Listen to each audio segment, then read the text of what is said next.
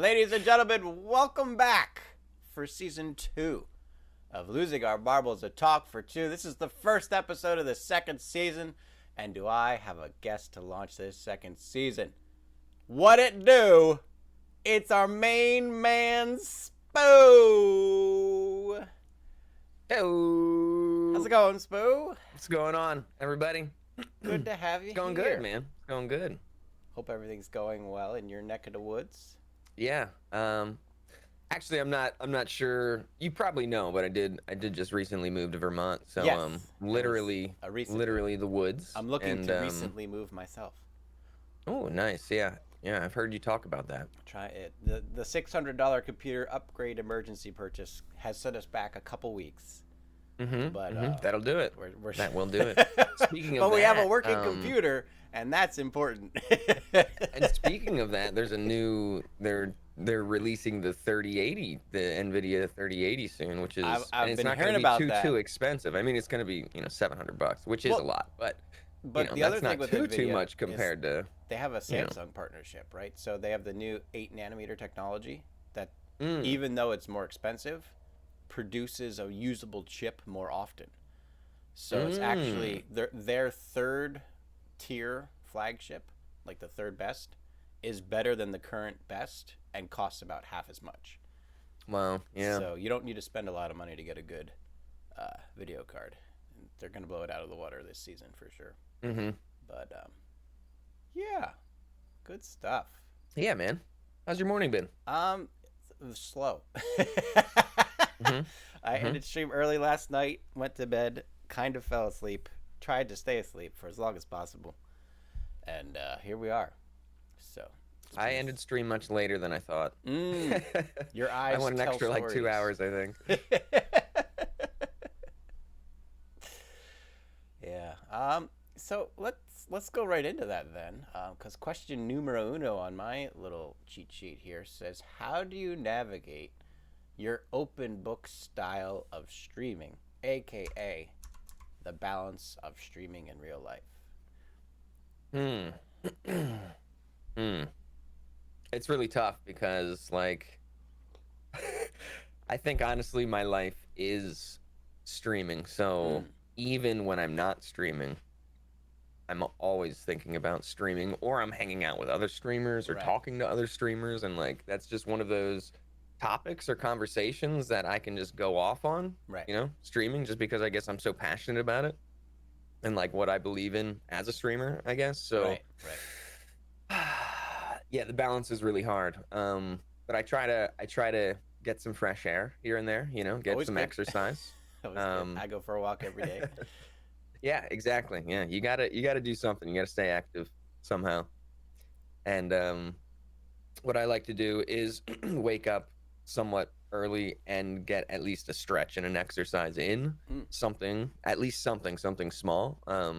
Because I notice if I don't do that, then I just don't feel as good throughout the day. So yeah. It's the unfortunate biological situation of our digital entertainment. You literally just can't sit around all day. You know what I mean? Literally can't. It's not physically possible. And even if you did, eventually you die from it. So you do have to move around and stand up. So yeah. Yeah, other than that, I mean, I'm an older gentleman now. I'm 33 years old, so welcome. I've welcome. Yeah. Good to have you in the club. I've learned to just like take care of myself better, because it you feel better when you do that. I still drink a good bit. I've been cutting back on that, but I still drink a good bit. Other than that, I've cut out caffeine, smoking cigarettes. I used to smoke cigarettes. Yeah, it's never good. So I'm eating better, things like that. You can just tell. I just feel a lot better doing things like that. So that's the important part of balancing streaming and life, is literally just small steps to take care of yourself so that you feel good while you're streaming. Right. That's the biggest thing. Yeah. Yeah, I'll notice with my 7-day schedule, there are streams where I'm a little lackluster, That's like, okay, we Hmm. need to we need to go to bed Yeah, early. We need to eat a good meal. We you definitely have those need streams to for sure. reboot it a little bit here. And Shens, I don't know. I mean, we've known each other for a while, but like back in the day, I was Oh, constantly streaming, oh yeah. like constantly, and I really, really It's like burned myself out every and day learned was a a lot 12 from hour that. So stream. yeah, yeah. I mean, it was definitely like one of those. Pretty sure that's where the sleeper Spooo emote came from, isn't it? Right. Yeah. Yeah. That's happened a couple times because of that adventure. But yeah, I mean, but that was one of those things where it's like I really pushed myself hard because this was something I was passionate about and wanted. And I mean, it can happen over time, right? And I wouldn't suggest pushing yourself to your limits or past your limits, I Yeah, guess. To no. your limits might be okay. Past your limits, definitely not, definitely not a good idea. But I was just so into it. I was just so into it. So I don't know. That was, but I learned the balance because of that. I Right, pushed right. myself way too hard, and I did learn the balance because of doing that. So in all things, you learn something. Yeah. I think too, it just, especially since the position you're in as like a community manager kind of talking piece for Marbles on Stream, it's good to have that experience as like what some of the grinders are going through, either the Mm. Marble Oh playing man. grinders or the streaming grinders. Is you have that experience, so you really have an ability to understand that Right. aspect of the community and really kind of integrate things on both sides. And I've heard that from people too. Just saying like, because of you actually being a grinder in the past, like you kind of understand what what people are going through. Right. And I say it sometimes when I'm streaming and in streams and things like that. I'm just like, I have so much respect for people who put in the 2 months to push. And when I It's a was doing it, long it was season. changing. It's a It's long a long season. season. Yeah. And when I was doing it, it was always changing. It was like 1 month, 2 months, 3 months, two Six months, one weeks. month, like Yeah. 6 weeks. Yeah, something random. And now it's set in 2 months, but that's such a dedication, Mm-hmm. and whew, it takes work, man. Yeah. Yeah. For what? It's just like for the win, basically. For the For win. the win. For the People are clout, doing this as the for the kids win. say. For the clout. Yeah. It's great to, you get known in the community, people know you, you make Mm-hmm. friends, so that's awesome. You get the badge and everything. If you're a racer, as a streamer, you can get, you know everything, but like it's not much. It's not much other than just It is. getting known Yeah, and it's more community winning, based. It's definitely Yeah. more community based. Yeah. Because you know, even when I'm tilting, I'll see numbers, 1 through 40 are always stopping in the stream. I'm like, dang, these guys are Mhm. putting out. Like, I respect it. Mhm. Like, I They understand it, know. but I would imagine most They've streamers got who the are just beacon up. Oh, beep, beep, beep, beep, beep. Someone's yeah, tilting. It's Shen's. Get yeah, in there. He's gonna everyone's in save our there. balls. But I would imagine most streams they go into, or streamers are doing the usual just chatting with marbles approach, are just kind of like, oh yeah, number 12 in the world. Oh cool. It's like Right. it's not it's a bit more than that. Right. There's a lot of hours behind that. So Yeah. It's definitely worth having marble knowledge and like respecting those people that come in because yeah, they are people. A lot of people just look at them like they're bots or something, yeah, and yeah. it's like, man, these people are really you know it's not, like I said, it's not easy to do this Speaking of stuff. which, I So caught a bot yesterday. mm, Retro Gamer and I sussed it out. It nice, was good. It was good. nice. I got Yeah, retro's basically good. anyone who's below rank 42 just went up a rank because of this guy. Oh, You're welcome. actually deleted from the leaderboard. Deleted. Nice. Deleted. Sometimes I don't know. I don't know the process now, but back in the day, they weren't deleted. It was just like, Just you don't okay, we play found anymore. them. Yeah. They'll Because drop the ranks they'll over time. naturally drop without gaining points. Yeah. So Awesome. good stuff. Um, yeah. Where are we going from here? I got a question. You have anything relevant before we do a deeper dive? Because I know you've watched some episodes, and I know you know my proclivity to just Right. Right. So No, that's fine. Before we That's make fine. that jump, It's cool to just to take a spin. On that note, yeah, respect the grinders, guys. yeah, Beware bots, because they do happen, but Yeah. they get noticed real quick. I mean, And I think part of the problem is language barriers and stuff too, and That's just part of people it. like being at work. You know, Yeah. you're not communicating a lot if you're grinding marbles, so people are gonna suspect you, especially if they're close to your rank. Like, hey, Yeah. this guy isn't talking, and what the heck? But yeah, I think yeah. I streamers mean, can actually have the best way to notice, especially if like if they notice the same person always at the beginning of stream every time in like a suspiciously quick amount of time, right? Because there's always mm-hmm, a bit of a lag when you load up stream and when people show up and start joining in. And so I true. think streamers are in the best position to catch those kinds of things of unusual joining behavior. Right. You do notice things So for sure. just keep your eyes out. That's all. Make the community Yeah, better as a team. that's right. That's right. And that's part. I mean, that's part of it. We catch bots all the time because of the community. Yep. Okay, so I have two questions that are still somewhat related. So before we go off the deep end, we can hit these two. Okay. Here are the two questions. I'm going to present both of them to you, and I'll let you tackle them at your convenience. The first one is, what advice do you have for people who are running PvP official events? And what is your consoling for people who can't get a PvP official event but still want to do an event? Mm. I think people should always be, in general, for this is like answering both kind of, always be thinking of what you can do to make an event exciting. Mm. Um, and exciting is different for a lot of people, and some people don't fully want exciting. So Right. I like to, when I'm doing an event, I like to mix it up. Like there's some exciting parts, there's some chill parts, Mm-hmm. there's some trippy parts. I don't know, I just mix it up constantly because you're always hitting such a broad audience, I Right. guess.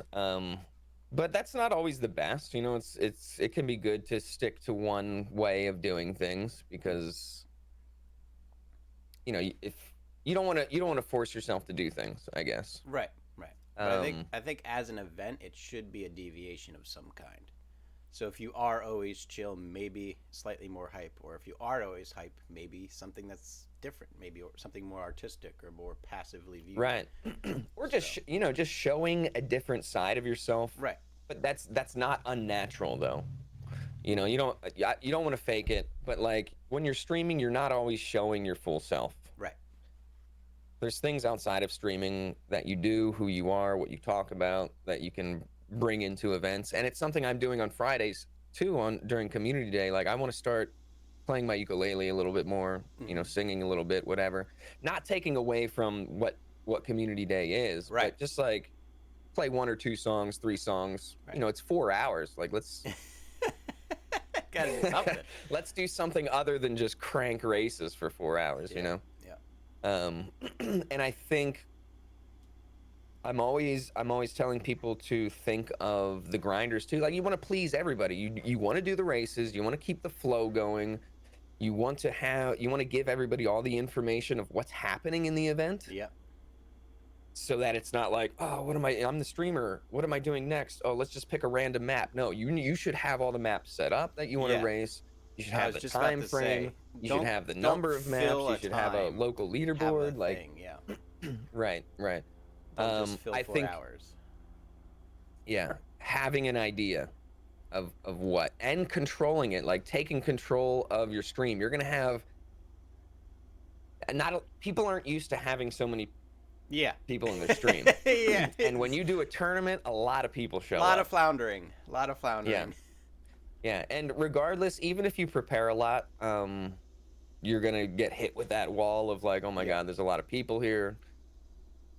But the more you do prepare, the better it'll be, and Right. the more you just take the reins. Like, hey, this is the tournament. It's this long.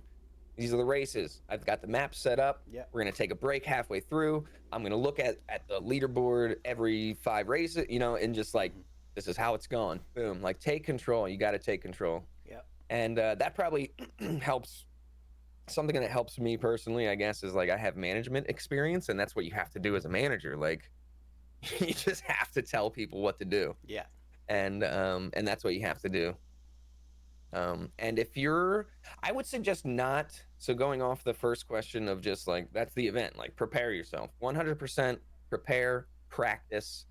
Um, you know, and I think if you don't have an official tournament, that's when you start coming up with a local leaderboard that you like. Yep. Yep. Maybe once a month you do a tournament, even if it's not for anything. You just, Yep. hey, we're going to do a 2-hour tournament. It's going to be this many races on Saturday. I'm going to call it this, and we're going to do that, and whatever. And that's, I mean, that's the hard part too, brainstorming and being creative and coming up with something that. But at least you can set up that event. Like Saturdays, we do a 2-hour tournament at this time, and we're going to do that all the time. And that just And then you can build on top of that. That removes one more unknown element. That's one less thing you have to worry about because it's something you've done previously for a couple times. Right. So that's already compartmentalized in the back of your brain. So you get better and better at it the more you do it. Yeah. And you can figure out maybe a local leaderboard you like to set up. I've been barking at Pixel to give us more loadouts of different things. So like I want a point system loadout. Yeah, so we can have like 10 different point systems. Delete and re-enter 500 Takes entries. a lot of time. Takes a lot of time. Depending on how many. That's why people do top 10, top 20 instead of top 300 and stuff, because it's like takes so long. Yeah, for Desluck. Speaking of like a success story, Desluck was doing the Fairly Odd GP on his own channel, and it's been a tournament for 2 seasons now. So there's definitely that opportunity to make those non-official events become official events. Yeah. And I asked to do a test run tournament with him, but he decided that both of us were experienced enough we could just wing it, and I was like, fine.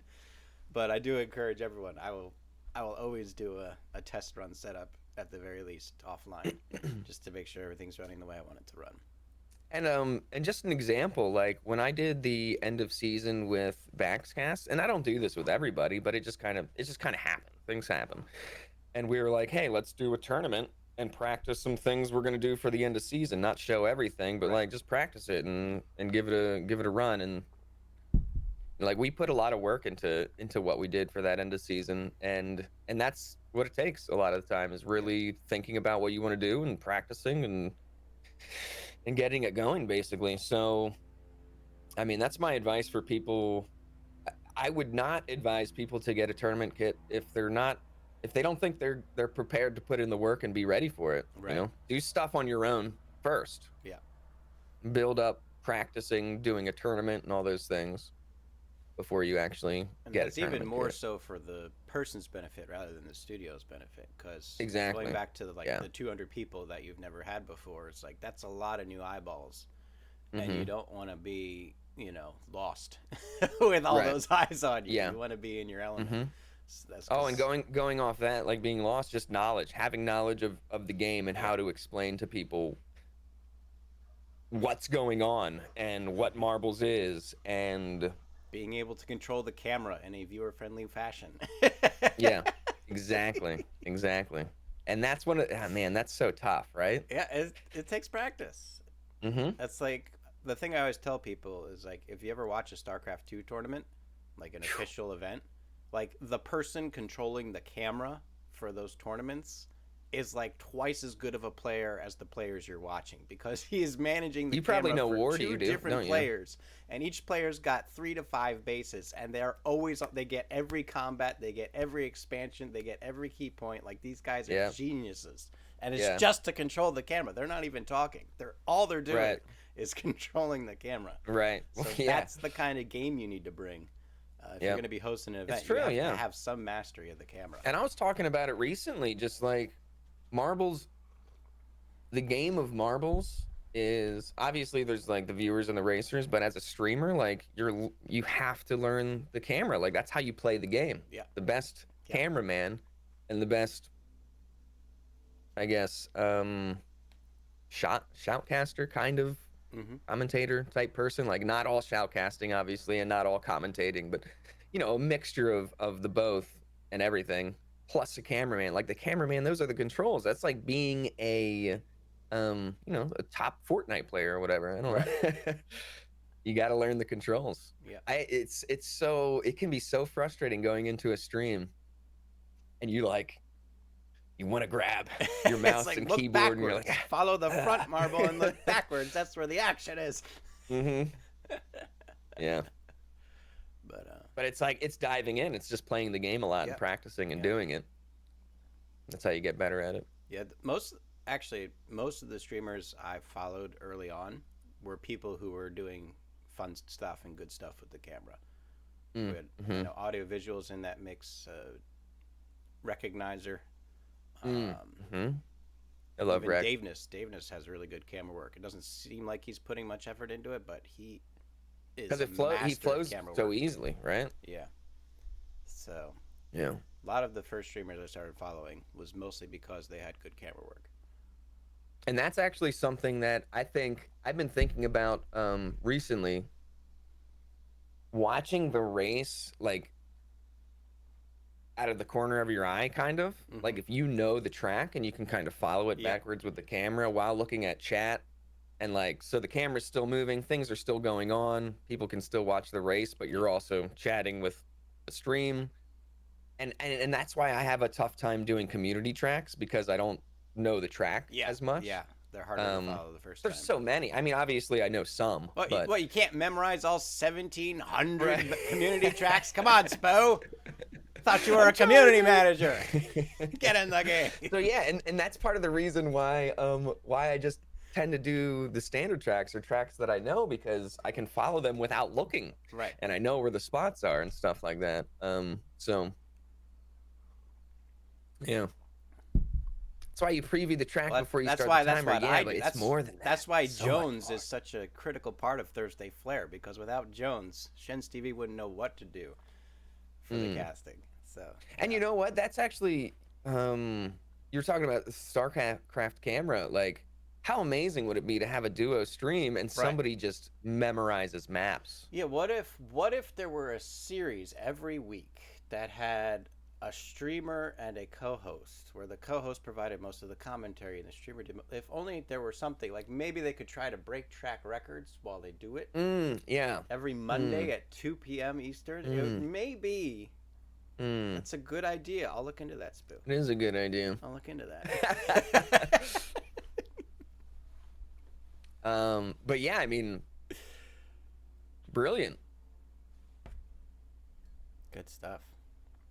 Any questions relevant? Because I'm about to fork left away from marbles here. We can fork left. Okay. Hold on. Honestly, I think there's enough time to chat between races. There is. There is. Some people continue to chat during the races. Oh, you talking about? Oh, well, with Hedry, yeah, Hedry wants full focus on his maps, which is what I'm assuming that comment they're a is. visual experience. Yeah, yeah, which is great. But personally, again, going back to what I was talking, like I like a good mix up. There's times where I do fully focus on the track. There's times where I don't focus at all on the track. Yeah.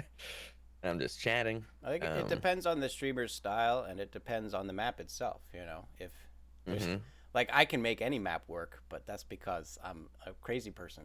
Like, so I can do that. Well, yeah, and then there's some map. people who want to they want to see a race, so a Hedry map isn't good for them because they're like, what the heck is this? This is not a race. Yeah, exactly. Like it's a race, but it's We're not. just stuck in a bunch of cubes for 30 seconds. This is terrible. Man, that's something I've been talking about a lot. Is just there's over these 2 years of marbling, I've noticed there's just so many different marblers, man, and so many. Especially now, people want to see so many different things. Our explosion period is it's forcing people to be different. Right? Because, back in season 6 or season 7, you could be a grinder and boom, you got it. But now, that's not enough anymore. So. Right. Yep. It'll get you so far, right? Yeah. It's good stuff. And just one last thing on the Hedry argument. Also be that it depends on the track, too. So I'd say, I can make any track work, but there's some tracks where really the best angle for the track is just like bird's eye. just pull back bird's eye and you're just watching the marbles go through. Maybe there's too many portals. Maybe it's a bunch of helixes. Something like, you know, it's not always Yeah. a conducive track to camera work or commentary. And sometimes it's good to just have a track running and catch up with chat, talk about something that's been on your mind. You know, And laps. No, again, though, laps. like that. Laps needs to be nothing but commentary. Again, Mondays, 7 p.m. after Record Hunters. If you don't believe me, come check it out. Laps is all commentary. If you're not doing commentary when you're doing laps, I'm sorry, you missed the boat. You missed the boat. um, yeah. All right, let's veer left here. What is veer your it. favorite food to cook? Not to eat, to cook. Eggs. Eggs. Eggs. That's a good one because how many ways can you cook an egg? Like, Many. holy mackerel. Eggs. Mhm. Let's just talk about eggs I've for a also while. cooked I'm a up lot for of this. eggs in my I'm life. up for this. Let's just talk eggs. I'm ready. I've cooked a lot of eggs in my life. I think we all have. They're, you know. I mean, there's people who have a lot more egg experience than me. But I was a Waffle House manager for 5 years, and they're just glorified cooks. You just cook all day, and Yeah, then yeah. you do an hour of managing before and after the shift. And anyway, Make sure the store's open. yeah, Cook for 12 hours. literally did Make the sure the math store's with one of my closed. cooks one time, And you're done. and I've cooked, I think, over 2 million eggs. Yikes. He's cooked at the time. He cooked over like 4 or 5 million eggs. Yeah. Then you remember so, like you've cracked each of those eggs, right? Like yeah, that's and like, that too. I used to have dreams. Okay, I used to have dreams where I would crack open eggs and there'd be like double yolks in it, triple Right. yolks in it, Right. quadruple yolks. I'm like, what is happening? What is this dream? Or that one time where there's like a shelled egg inside the shelled egg. It's like a double layer yeah. egg. You crack one open and it's like, What wait, the I have to heck? crack this again. Wait, I cracked it, but I have to crack it again. Wait, what? And you just keep doing it. It's like a nightmare. I was like, what are those? Oh yeah, sleep I can paralysis do demons? 2 eggs in one hand. Actually, I haven't. Nice. It's been a while, so I don't know. Nice. 2 Now, eggs are in you one a hand, flat but surface cracker? 2 eggs in both hands. Are you a flat What? surface cracker or edge of bowl cracker? Both. Okay. But I think when it got down to, I'm trying to do, like, I'll do the edge. But if I'm shorthand cooking, what is that called? Is that what it is? Short order cook. Short order, yeah. If I'm short ordering and it's like busy, I'm smashing it wherever I can. Yeah, I think Gordon Ramsay has a particularly pronounced opinion on that, in that if it's an edge, it's actually pushing shell into the egg, which increases your chance of having shell in the egg. But if it's a flat surface, it's Flat's not better. pushing anything in. It's just cracking Right. on. So you're in good company in that direction. I'm an edge cracker myself, but that's because I go slow.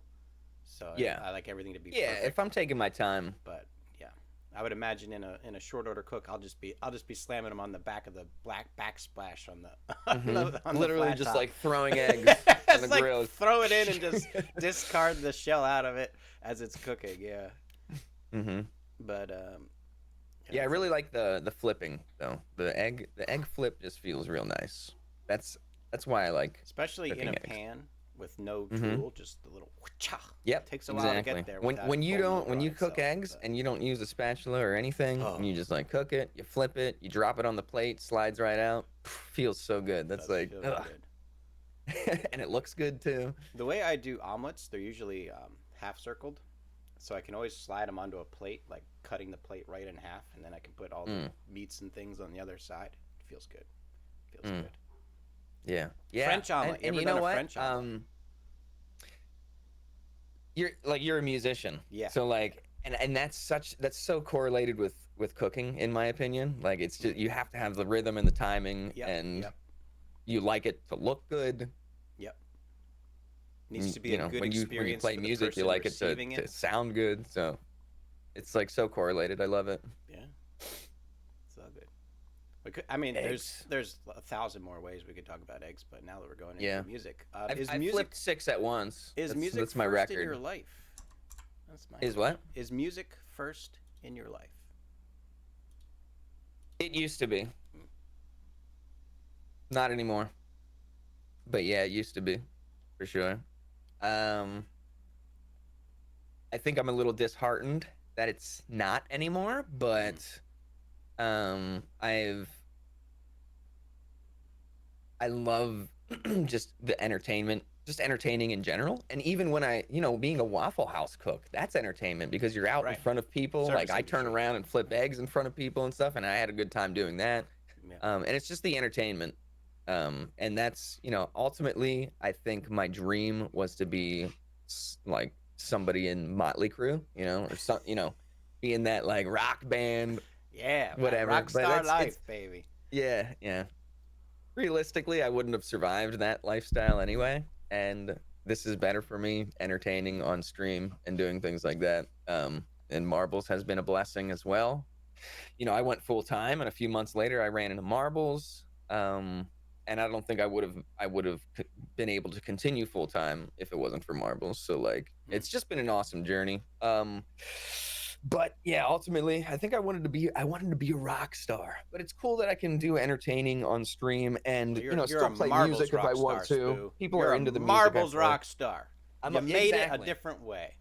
And that's actually something I was talking about last night on stream. Like everyone's a rock star to somebody. So regardless if it's an actual rock star or something, you know. Yeah. Yeah, I've noticed with a lot of people I talk to, there's people who have always kept music as like, even if it's not publicly, just privately, as the main thing of their life. Because that's how I treat Mm. piano. Is I'll do public performances of piano, but mostly I play piano just for myself, I just don't as do an enough off stream, honestly. experience. I really should do Right. more. But either way, it seems that's one of the most common regrets people always talk about. Like, oh, I wish I stuck with piano, or oh, I wish I would knew how to play guitar. There always seems to be some musically related regret. And I'm Mm. sure there's some romantic regrets in there as well, but music for the people I talk to always seems to be the most common regret. It's like, man, I wish I Yeah, kept putting doing it's that. putting in the time and practice, I Yeah. guess. And you really do have to have the passion, and my passion changed from that to streaming. Um and I think about it all the time though. Like I do want to practice more because I can do it on stream too, and people will Right. listen to it and like it. So why not practice some more? And it's a great thing to I like to go to TwitchCon if TwitchCon happens, Oh bringing a yeah, that would ukulele be. around and You could be playing. busking on the TwitchCon floor. That'd be good. Yeah, yeah, it'd be great. People be like, "Oh, are you a music streamer?" It's like, "No, I'm a marble streamer, actually." Nope, Like, I what? play marbles. Good stuff. Yeah, Good yeah, and stuff. exactly. Profanity says I'd love to watch that. I didn't know Shen's played piano. Yeah, Yeah, I did yeah. one I didn't. piano I stream. didn't know Shen's was a. I assumed he was musical, Hmm. and I It asked him show. last It's you night. could tell, can't you? You could tell. You can tell. I Right. know. I'm sorry, Yeah. guys. I'm sorry. You could tell, can't you? It's a Yeah. problem. You can tell. I play music. The truth's Looking out at there. I'm me, what would sorry. you think? Do you think that I play music just looking at me? I Oh, don't know. I, you you look That worse guy than I probably do. plays an acoustic It's more guitar. on your face than mine. I gotta He say. probably knows how to play You Wonderwall. you probably play multiple instruments. I could tell. I Mm, could tell. yeah. Yeah, I can kind of pick up anything and play it. Maybe not know. I, I I'm not really what's the word, book knowledge, Book smart, music book smart, music theory theory educated. yeah. I'm not very great with that, but I have an ear for it, so I'm I've probably got rhythm more and I can hear it. knowledgeable in music theory than I am in actually playing music. Mm. So let's It's a smash our struggle. brains together. Yeah, there we go. All Because right. I've always I remember seventh grade we were learning music theory and I just couldn't freaking get it, man. I just It's couldn't get it, and it yeah, bothered me so much. Like I wanted to know it, yeah. There's still things like and I couldn't force myself to do it. I know a good amount of music theory, and then I'll hear some of the more neoclassical composers like Schnittke or Rutavara, where they're doing stuff that just it does not work theoretically at all. And it technically does, right? If you really break it down, it does. But just to get to that point in a composer situation, right? Like to have such an understanding of music that you can push it to such a boundary Like that manipulate it and change it, and it right, still sounds right, decent. because there is still theory. So one of the like Ratavara always does major sevenths. So like imagine a C chord, C E G C, and then there's a B natural in there, and it's that's just his chord, and he just uses it as like his root chord, and it works theoretically because you could actually look at it instead of a seven chord, it's actually almost like a nine chord because the BDG, right, is your fifth of fifth. So the G chord and the C chord go well together. So you can throw that B natural in there, but you have to treat it like a nine chord instead of a seven chord. And it's just amazing that he can make This this is where I get lost. right. So he, it's amazing that he could like just I'm take like, this just let me. Can I hear it? And then right, and it's like and that's just his root chord. Like that's just explaining his root chord. Then he writes a song with that as his root chord. Like Mm, it's like that's what I'm trying to say. Is like just to get to their level of composing mm, requires like an infinite amount of theoretical knowledge. right, And man. then And that stuff always blew my mind. Just right, like learning about composers who put together such insane stuff, just like in their right, brains, and then they write it out. It's right. like, and they play it. They barely even. Ugh, Because it's I disgusting. get really good ideas theoretically, like stuff that works on paper, but then trying to make it sound good to like Mm, kind of because there's it's kind of like a poet and a reciting of a poetry, right? You could have a really good poem, but if someone botches the reciting of the poem, it's going to be like, oh my god, what right, is this guy talking about, right? right, And it's the same thing. It's like you could have a great idea theoretically for a song, but if you can't actually make the song, it all just breaks down. And that's why I always have like really big appreciation for these really renowned composers. Is like they have a great idea and they have the melody. Like I don't understand how you make melody. Like how like where does that come from? Like it's just like here's a tune, everyone knows it now. It's like where did that come from? You just right, manifested this thing, and now right. everyone knows it because it's just a Yeah, good and it melody. like sticks in your brain. It's just like oh my Mm, god, it's crazy. it's crazy. It's crazy. I love it though. Yeah. One more You can. question on the music front, actually. Okay. Uh, my family is very musical and very supporting of musicality. I imagine your family similar in that situation, if I may make the assumption. Yes, and How no, I important is guess. that to have that family support unit for developing your musicality? Oh man.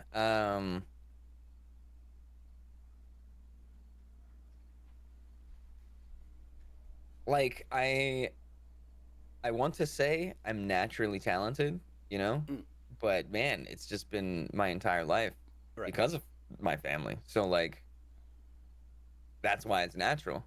right, uh I was forced to play like two instruments growing up. Um and that's how my mom was raised. She was like, she had to pick play two two. instruments growing up. You better pick two. You're gonna be Yeah, stuck with them for a long time. yeah. And then I loved it, and I picked up more. And my mom's dad was he was like a conductor or whatever at a high school. Like he taught all his kids, and my mom is one of seven. She's the middle of seven, and so Right. he was like the high school band teacher. So he had all these instruments, and like I was always messing with all these instruments when I was over there, and like even when I was young, I was figuring out like what I wanted to play because of that. Um, and my dad played clarinet growing up, and he was in the Nice. blue band. He was in the Penn State Blue Band, Oh yeah, my brother which was. is like that's a prestigious marching band. Basically, you My gotta be brother was in the hardcore to drum be in that line, band. So and for senior year, he got to be the drummer for the nice, opening yeah. The drum appreciative. line at Yeah, PSU, whew, that was my brother. that's Yeah, intense. he got it. That's intense stuff. Yeah. um, but yeah, so and then on my dad's side, not musically, but my grandfather was an artist. Like he was a professional artist. He did cartoons in the newspaper and did all sorts of anything, Right. anything artsy. So I come from an artsy family. So that definitely helped growing up. And I think everybody played piano Hmm. in my family, like everybody. And I I played for a bit. I stopped, but I played for a bit. I always feel weird when I'm in a house that doesn't have a large musical instrument in it. Like if you don't have like a harp or a piano Right. or a No, I was just gonna guitar, say just a harp, there needs to piano. be Yeah. some large, like there was one house even they had all they had was like a string bass and no one knew how to play it. But it was in the house and it felt right. And anytime I'm in a house where it doesn't feel right, I'm like looking around like, oh, there's no jarring instrument. This is why this feels Right. so weird. Like, where is I your mean, just instrument? something, even a guitar in the corner or You something, an don't even know how acoustic to hanging on the don't even wall. know how to play it. Just put it in there. Mm-hmm. Mm-hmm. Yeah. But I think it breaks down to that mentorship because I think going back into the 80s and 90s, maybe even the 70s, there was that common trope of like the parents always discouraged the music. It's like, you're never going to make a living that way kind of narrative, right? Mm-hmm. And those stories usually wind up with them having a really good music teacher or a friend that encouraged them that also played music. Or there's always that mentor aspect, that encouraging voice from a position of authority that, Yeah. I don't know. Like, I think it was really good that my that both my grandparents had a successful art type career. right. But like, I don't know. I didn't, even though I don't know, I didn't feel like I was being encouraged to do that. Maybe as a hobby, but not. I don't know. Not as a career. As a Right. hobby, definitely, but It's, not as a it's career. kind of like math, right? Like you need to know math to survive in society, but maybe Mm-hmm. not be a math teacher for. Right. No offense, go teach, but just. So yeah, Exactly. no, that makes sense. But yeah, I mean, the mentorship and growing up with it definitely played a huge role. And that's something in high school. I stopped doing, I don't know what you want to call it, organized music after high school. Mm, I started a band, and I had a band for like 5 years, and we played in Savannah and stuff. right. Um, but in high school, I was in like four different choruses, four different bands, orchestra. I was always doing that stuff. And then I just started doing more independent things after that. I like it. I like it. Hmm. Hmm. Cool. Any questions on your end, musically related, since we're on the topic? Um, so I guess you're the same way. Like you kind of had a family that was musical and Yeah. and supportive and Started singing when I was 3. Started percussion when I was nice. 10. Piano when I was 12.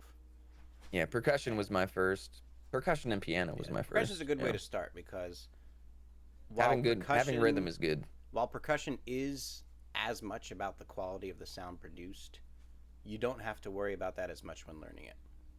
Like with a violin, it's very hard to learn because you have to get your tonality and your Hmm. touch down before you can really produce anything.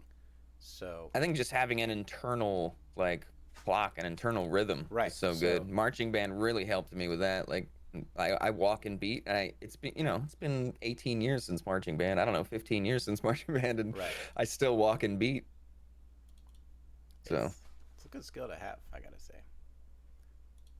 Good skill to have. Hmm. Hmm. Good stuff. Good stuff. But yeah, the family encouragement's part of it. I had so it was weird. My piano teacher was Mr. Rogers, not that Mr. Rogers, but it's a good story. It's a I good was actually going story. to bring up something It's a about good piano. story, isn't it? And it's funny That is a because great story. he had a signed picture of Mr. Rogers on his desk. It was really good. So like That's awesome. it was all in there. It was a good time. But uh, he had the same teaching style as my best choir conductors and my best marching band instructor, but he didn't have the motivational hook to it. So it was mostly discouraging, not very encouraging. And I feel like I could have Wow, excelled a lot more at relatable. piano if I had a different teacher. It's kind, Um, dude. Oh man. so like if you've seen the movie Whiplash, right? Like that's very accurate for top tier student teacher relationships. Um, but it has that same knack of discarding the chaff, as it were, and only focusing on the best of the best. There's a way to do that that maintains the average to the best. So, yes, still the lower end is going to be discouraged and drop out, but you can do it in a way that encourages anyone with a decent amount of musicality to stick with it and still have that same effect of getting the best of the best at the end. And my choir director was very good at that, and my band director was my band director. It was relatable. That's so crazy. It's really cool. So for marching band, it was a long line in my school.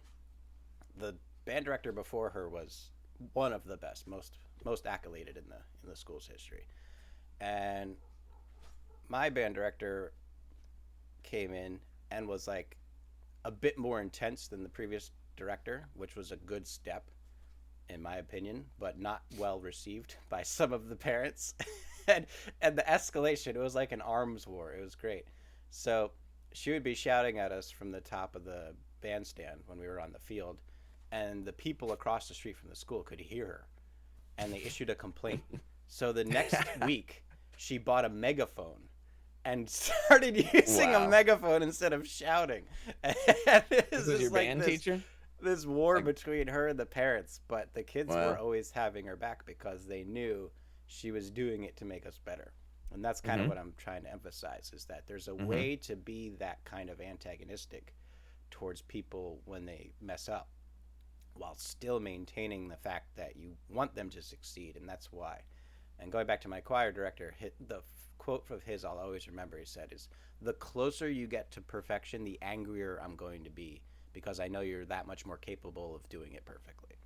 Right? So like if he's just there just going through the song and not really getting into it, that's how you know you're fucking up, because like it's like, oh wow, we're not doing good because he doesn't even care right now, right? But then we'd be doing a really good job and he would be like furious and fuming, like, you have to cut off on the end of 2. It needs to have that silence into the 3/4 on the measure. Like he would be because you're furious. doing good, but it's because that was sense. The reason he was so angry is because that was the only thing wrong. Like it was going to be perfect. No, that makes so much if he didn't sense. Screw up that one little thing. Like, come on. That reminds me of my band teacher. He would be like that. He'd be like, you guys are so damn good. And then sometimes he'd be like, everything would be going perfect. And all of a sudden he would blow his top off and be like, no. And like, this one part needs to be. Oh my God. Yeah. That's very relatable. And I had a really bad piano teacher too. That's what made me not want to play piano anymore. Yeah. Unfortunately. So that was a relatable thing as well. I hated it. I really hated it. She made me memorize stuff, and I'm not into memorizing things. I understand the importance of it, and I've had to do it many times, of course. But like, I just wanted to learn piano. I didn't want to memorize a song. Yeah, it's only if it's your strong suit. Like, I'm really good at it, but I'm very bad at improvising. So if I had a teacher that was like, you need to know how to improv, I'd be like, well, that's not what I do. I memorize things and I play them. I don't. No, yeah, I don't improv. I thrived in jazz band. I was that trumpet in jazz band, just being like. Yeah. So it's definitely good to have a teacher that kind of shares your angle, or at least your capabilities of, or at least knows how like you learn. Right. You know? Exactly. Being able to adapt to different students. Yep. Especially like in a one-on-one situation. Obviously, if you're a teacher at 30, you have to figure out how to navigate that horrific field of giving each student the attention they need while also maintaining control over 30 screaming children. But in that kind of a one-on-one situation, you have to be adaptable, or it's just not going to work. Exactly. Go Teach is feeling so attacked today. Teachers, man. Yeah. I was gonna ask how the service industry carries over into your streaming, since we've already talked about all of that. It's like same with growing up entertaining, you know, and having the management experience. Like it's all really, it feels like it's all come together to be decent at this. Like I'm good at talking to people. I'm good at being open. I'm good at being strict. I do have my problems, of course. Like I go, you know, maybe I lose my temper a little too much, or rant too hard, or, you know, single somebody out too much. Because as a manager, I was always like, I don't I don't yell at people in front of everybody. Like I pull you aside Yeah. and Yeah. that type of a thing. Yep. And sometimes I bark at people on stream, so Hmm. makes me feel like an ass.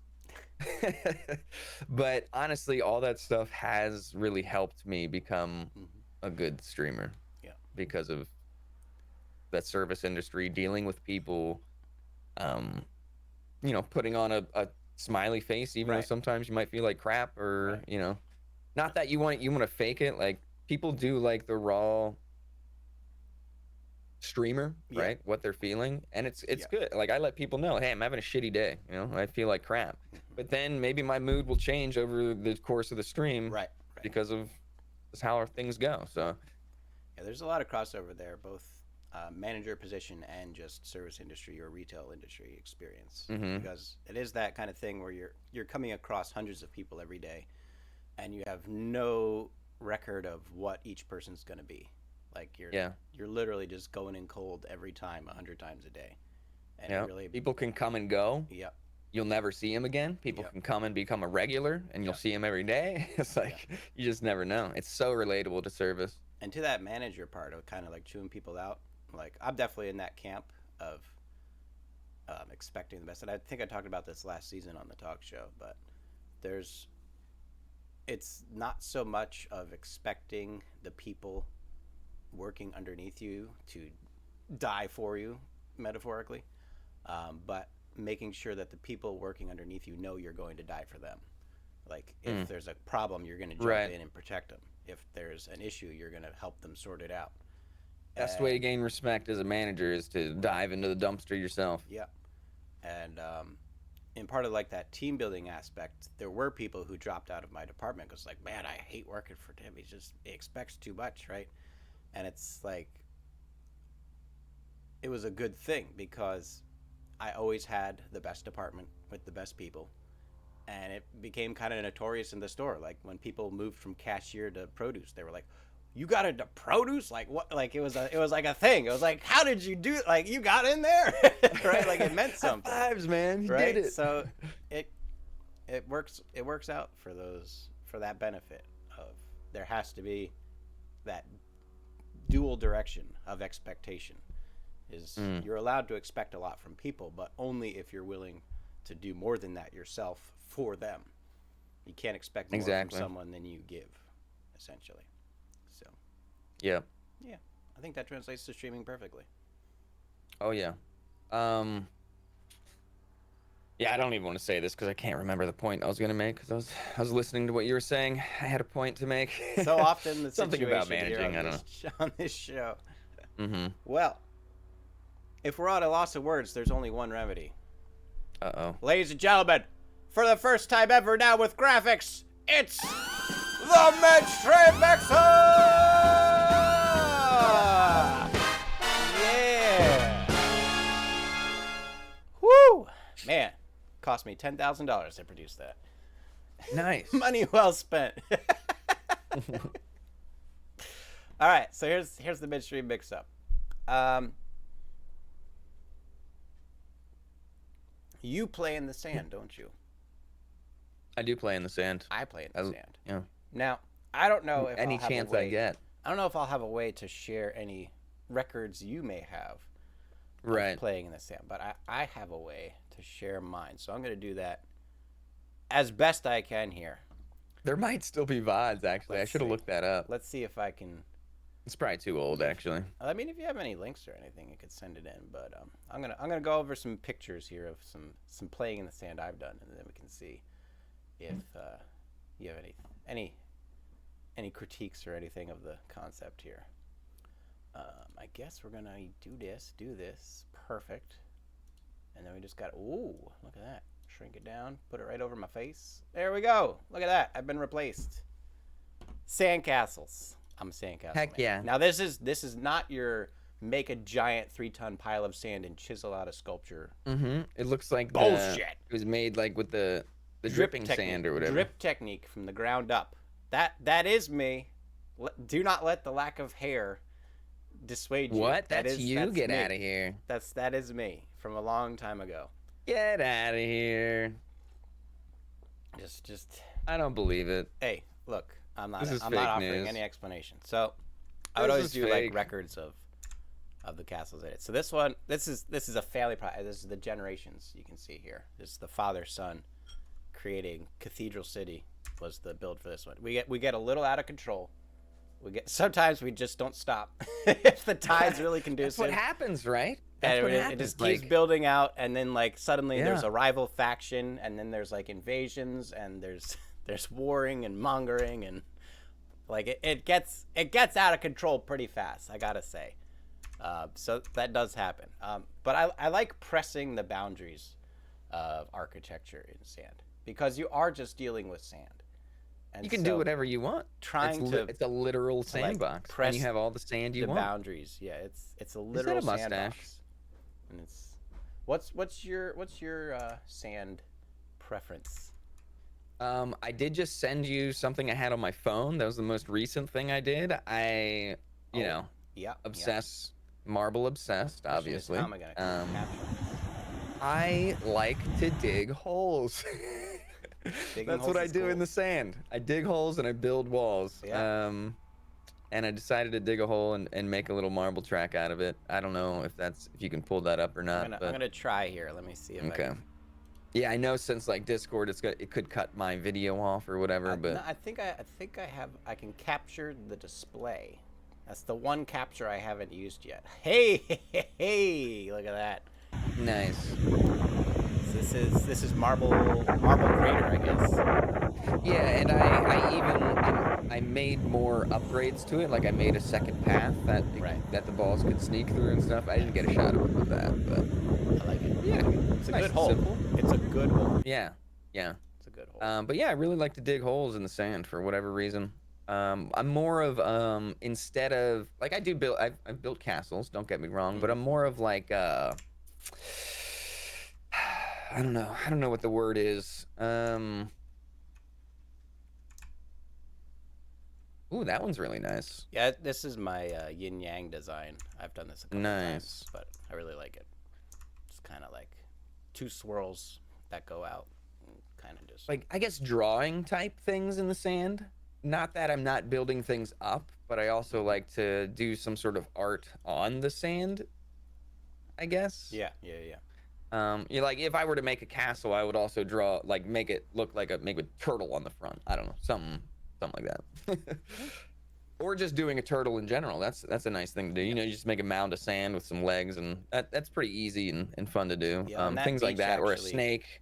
on that beach they have an annual sand sculpture contest, and it's always crazy seeing what people can sculpt out of the sand. Mm, It's really good. yeah, people are really good. Yeah. It's crazy. Yeah. And getting the right consistency of the sand with the water and what you need Yes. to whatever Yes. you're building. That beach in particular has very fine sand, which is really good because it lets it kind of travel with the water for the drip castles very easily. Right. So it's actually really Yeah, I good mean sculpting that's a sand. huge part of it too. Like where are you building it and what's the sand like? Hmm. You can only build certain things Yeah. with certain sand. You need fine sand and you need salt water because when the water evaporates, the salt stays there and kind of acts as a binding agent. So Mm. you need both fine sand and salt water, both important. Mm. Nice. And then there's always the classic, just trying to build a giant wall and stop the tide. Yes, you got to you know? stop the tide, man. We're gonna do it this time. We're gonna do it. I don't know if you ever watched Pete and Pete, but Yeah, yeah. Pete and the strongest man in the world, Arnie or whatever, I own the always first two beating up seasons the on ocean. DVD actually Nice. because Arnie is my hero. Yeah, Arnie's so good. Good stuff. Well, hmm I'm fully mixed up. How about you? I can't even Yeah, remember I what the liked it. last hour was about. Do you do anything else? Like, what else do you like to do at the beach other than get Um, artsy in the sand? So in the southest part of New Jersey is a little town called Cape May, hmm and they have a hmm very large like seashell industry because it's the end of New Jersey and the coastal tide goes south, so everything gets dumped onto that part of the state before it cuts into North Carolina. Um, Gotcha. so they have a lot of seashells there. They have a lot of really finer sand than even what I have, and the thing there is, if you've ever seen on the beach, there's sometimes little small courts pebbles that get like perfectly polished from the sand, and we call those Cape May diamonds because like the better quality one you can find on the beach, the like more valuable it is. So Nice. always just walking down the beach and just kind of looking for the biggest, Mm-hmm. clearest Cape May I like diamonds. so the place I Fun like to time. go in North Carolina, I do the same thing. I like to comb the beach and find little things. The place I go, there's lots of shark teeth around, so Ooh, that's what we look for, that's one like thing I don't have a lot fossilized of. black shark teeth. I get a lot of skate egg cases, but I don't get a lot of shark teeth. Mm, mm. I used to see those a lot where I used to go, not where I go now, but it's like what? Wait, what are they? They're like black little Yeah, the little black and they egg got a case. hook on the Yeah, top, hook on the bottom. right. Yeah. Skate egg cases. Not to be confused with the ray cases, which is the But long what are string they? with the Yeah, discs that's on it. what I. Yep. What are those egg cases? I think they're either a different kind of ray or they're horseshoe Yeah, I crab. thought they were rays. Yeah. There's skates and there's Yeah, rays, and they're two different things. gotcha. Not to be confused. Yeah, Rays yeah, jump I didn't out of know the that. water, skates do not. I don't even know what a skate is. It's like a small ray, but again, unrelated. Okay. Unrelated. Gotcha. Okay. Cool. All right. Well, Mission Mix Up success. Yeah. Good job, everyone. Yeah, I love the beach. Period, Woo! man. Beach. Good stuff. Love it. Sir, where'd you Yes, go? sir. You're over here. Uh, we got a little over an hour left. Would you Mhm. like to take this stream for a stroll here? Take it I'll for a stroll drive. it. See where I'll it stroll goes. it. I need to go to the bathroom though. Can you take the reins for 2 minutes? Yeah, I can pretend to talk to nobody for 2 minutes. Okay. It's You can perfect. talk to the chair. Chair's really Talk to nice. the chair. The All chair's right. got a Oh, lot I can of put streaming Skeeter up here experience. too. This is Chair's got a Skeeter. lot of stories. Oh, there you go. This is Skeeter. All right. Yeah. I'll be right back. All right.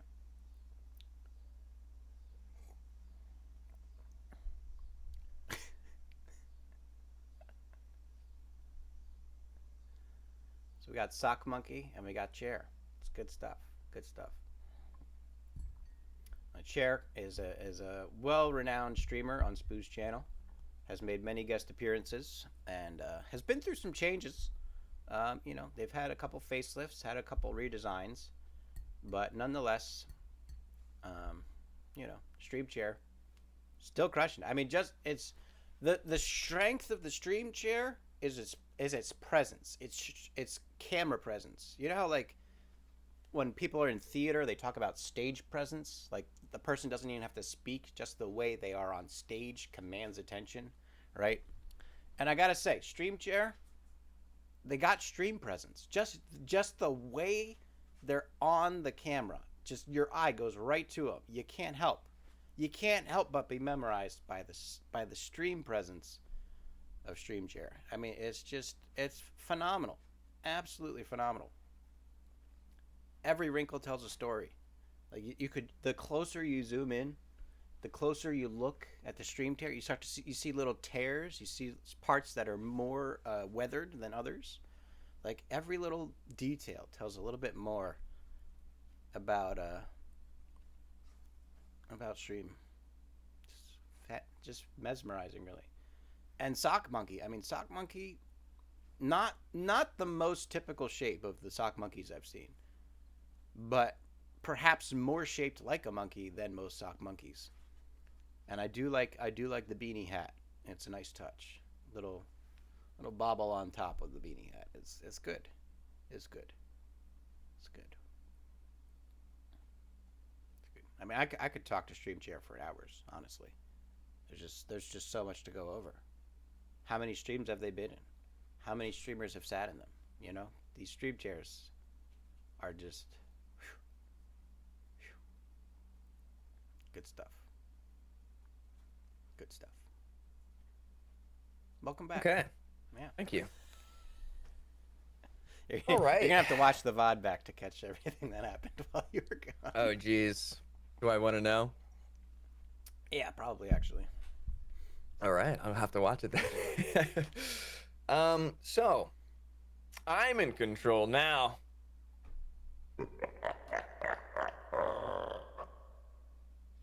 I've got some questions for you, sir, Uh-oh. because you're an interesting character, Oh boy. and I've never dove into your brain. Oh jeez. I've let your brain dive over me, Mm. but I've never dove into your brain. Okay. All right. Fair's fair. I want to know what a passion is that you have outside of streaming, music, beach, anything we've talked about that you maybe you don't talk about a lot Mm. yourself on stream or with other people. Mm. If there's something you got like that. Mm. Mm. That's a question I actually ask a lot of my guests in Oh, pre-show nice. territory, the talk before the talk, as it were. Right. So to have that thrown back in my face, I can't say I'm completely unprepared. Um, He's been waiting. I think as much as I talk about science, I don't think I get into biology as much. I'm sure most of my tilted ramblings have covered biology at some point, but I don't I've get too never much heard you into talk that. about biology. Yeah, it's not too common that I get into biology, which is weird because my study in college was entomology. So, and while I've talked And about that a bunch, enlighten me. What is that? it's the study of insects, Oh, right. I did know that. which is it's tricky. It's tricky. There are as many classes of insects as there are pretty much species of mammals, right? Like, or genuses of mammals. Like, I learned you. something the other day. Sorry, go ahead. No, no. I want to hear that. It might be a good Um, lead in. the red panda is Is a the raccoon? only. I heard it was the only like the only. Damn it! I don't know this stuff. The only animal in its species, or Yeah, the only. it's more related to a raccoon than it is to a bear, but it Okay. is kind of its own It's like in its genus. own category, Yeah, right? Like yeah. its own thing. Yep, It doesn't relate yep. specifically to what are all the things? It's like animal. I don't even know, man. Kingdom, phylum, Kingdom. Right. class, order, genus, or family, genus, species. Yeah. Right. But yeah, so with insects, just learning the families, like not even getting into genuses and species, just the families.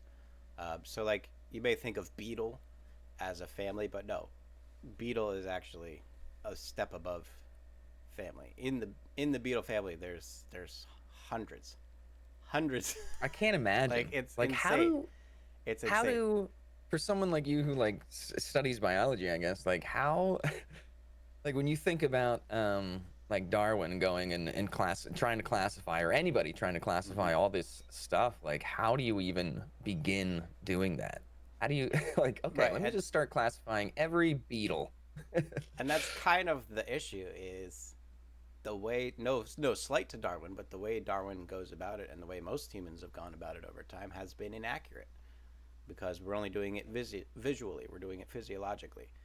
There are some Hmm. things that works very well in with plants. The flower structure is your most telling thing. So the more similar flowers are in plants, the more related they are, and that's um, pretty much reliable throughout all of the taxonomy of plants. But it doesn't work so well with animals. Mm. So the good news these days is we now have genetics, so we can check mitochondrial lineages, we can check genetic percentage similarities. I know the mitochondria is the powerhouse of the cell, That's right? that's good. That's good. It's a start. It's a start. Well, I mean, we wouldn't get very far without the ribosomes as well. But Mm. Hmm. mitochondria is good.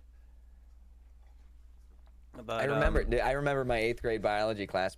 My teacher was pretty good. I kind of liked that class. Didn't make me like it enough to really dive into right, biology, but right, I think biology is pretty cool. yeah, As a I like science. I'm not crazy about math. I like science. History, science and history. Yeah. yeah. And just going back into the speciation, um, it's not very clear even trying to get a definition of it, right? So each kingdom has its own species definition, right? Because one definition of a species doesn't work for the other. So with plants, most reliably is whether or not they can be cross pollinated, which is pretty easy to figure out. Hmm. Mammals, that's kind of the idea, but quickly becoming not the idea of what makes a species. And there's a couple examples that highlight that. The first is there are lizards that are all female. Um, they clone themselves through it's essentially just like a genital stimulation. So they'll kind of stimulate each other and that causes Hmm. them to produce an egg. Asexual stimulation. Well, no, they have a sexual stimulation with each other, the female to female, Oh, but it all it does is nice. act as like a placebo. Like it tricks the body into thinking, okay, I've had sex, now I'm going to produce an egg and fertilize it. Okay. And so their eggs just clone themselves, and they never actually have sex biologically. There's no changing of genetic material. They're just kind of cloning each other. So Placebo. it's an entirely female species of lizard. So using that definition of can it be crossbred doesn't work because they don't breed. They clone themselves. So that doesn't work in that lineage. And then the other argument is like That's the weird. the volcano lake idea. So a volcano lake, basically you have a mountain, there's a lake at the top, and there's a single river that comes out of the lake, right? And what that does is it creates like a horseshoe environment around the lake. So Hmm. terrestrial creatures like spiders can't cross the river, but they Mm-hmm. can go around the lake. So at one corner where the river and lake meet, you have population A, and then maybe that's forested, and then maybe it's barren as you go around the mountain, and then it gets forested again, right? And so you have population A on the one side It's of the like its river. own biodome. Right. So you have population A on its one side and population B in the barren section. And population A and B can mate. And then you have population B and population C on the other side of the river, and they can mate. But population A and C can't mate. So how do you, It's like interesting. where do you draw the line for the species, right? You can't, Right. at least not by that definition. So Mm. the animalistic definition of a species is changing, and it's going much more in the genetic route. And I think that's going to be the biggest kind of This success. this could be a far out question. Yeah. What do you think the next evolution of human is? Next evolution of human, it's whether or Are not. we gonna become like cyborgs? Well, that's the thing. It's whether or not we will get to that point. Right. There's three ways I see it likely going. Obviously, there's an infinite amount of potential in the future, but Mm-hmm. there's three ways I see it going. Number one, um, kind of the cyborg way, is that electronics replaces biological evolution. So the human body doesn't really change much, and it's just electronics replace it, and consciousness becomes digital. I mean, what would that do to evolution though if we just started doing Well, that all the evolution's still time? going to occur, but it's not going to be a factor, right? It'll Mm. just be the electronics makes the body work, keeps the body alive, or just the consciousness might not even need the body at that point. Might just go through digital consciousness at that point. So that's one route. Mm. Is that Yeah, because we're gonna biological get chips evolution in our becomes brains, right? obsolete, right? Another route it goes is that we take control of our biological evolution. So a lot of people talk about like how hard it is for humans to live on Mars or how hard it is for humans to survive interstellar travel. But that's because we are evolved to live on Earth, and trying to Right. create an Earth environment for a long period of time without external resources is virtually impossible. But So you're talking about like creating right, we have the human ability that to can. Right. change our DNA. So we could just Right. make Right. humans that are more fit to Yeah. live on Mars. We could make humans that are more fit to Jesus. travel interstellar. So it could very well be the case that we take control of our own biology and go that route. Mm. Or it does stay natural and we do move into space and we turn into aliens because we start having generations in zero gravity. So our blood pressure gets regulated differently. Our bone density gets changed. Our attribution of resources gets distributed differently. So what would we look like? We'd be lanky. We'd be very lanky. We wouldn't need a lot of girth. We'd be very I'm already lanky. lanky. And we would probably actually, even though we get more lanky, we might actually get more spherical. Like we might get more curved because it's easier to regulate blood pressure through curved mediums than straight mediums, right? Because in a curved medium, like if you're trying to send blood through a curve, it's going to slow down every time it's rubbing against the wall. But if you're sending blood straight through, it's not going to slow down. So we could become like really twisted. Could be Mm. like tentacle monsters essentially, right? So Tentacles. How efficient are tentacles very to us? efficient, very efficient. Yeah. You ever seen like an octopus like Yeah, solving they're puzzles? insane. It's insane. They're insane. It's Yeah. insane. So imagine a human just that A evolved human into level having intelligence tentacles. behind tentacles. Would you rather have hands or like 5 tentacles? I don't know. I wouldn't want 5 tentacles like on one thing. I would want 5 tentacles, right? Like, Okay. So you still want your hands with tentacles? I wouldn't want hands with tentacles. I would either want hands or tentacles. No. Yeah, you still want your hands, but like you have tentacles as well. Well, I think tentacles could do better than hands if I had enough of them. So you don't think so? If you had tentacles, screw the hands. Yeah. Okay. I mean. No, I mean, and they're very efficient. I can't even touch the back of my. Well, I could like bend it there, but like I can't. Like, right, and you'd be able to do that with a tentacle. With my finger, but a tentacle. Yeah. So I read a message. Hold on. We were aliens the whole time, and I think of that meme. I don't know if you know that meme of the 2 astronauts in outer space, and the one's looking at Earth, and the one behind him is like pointing a gun at his head. Yeah.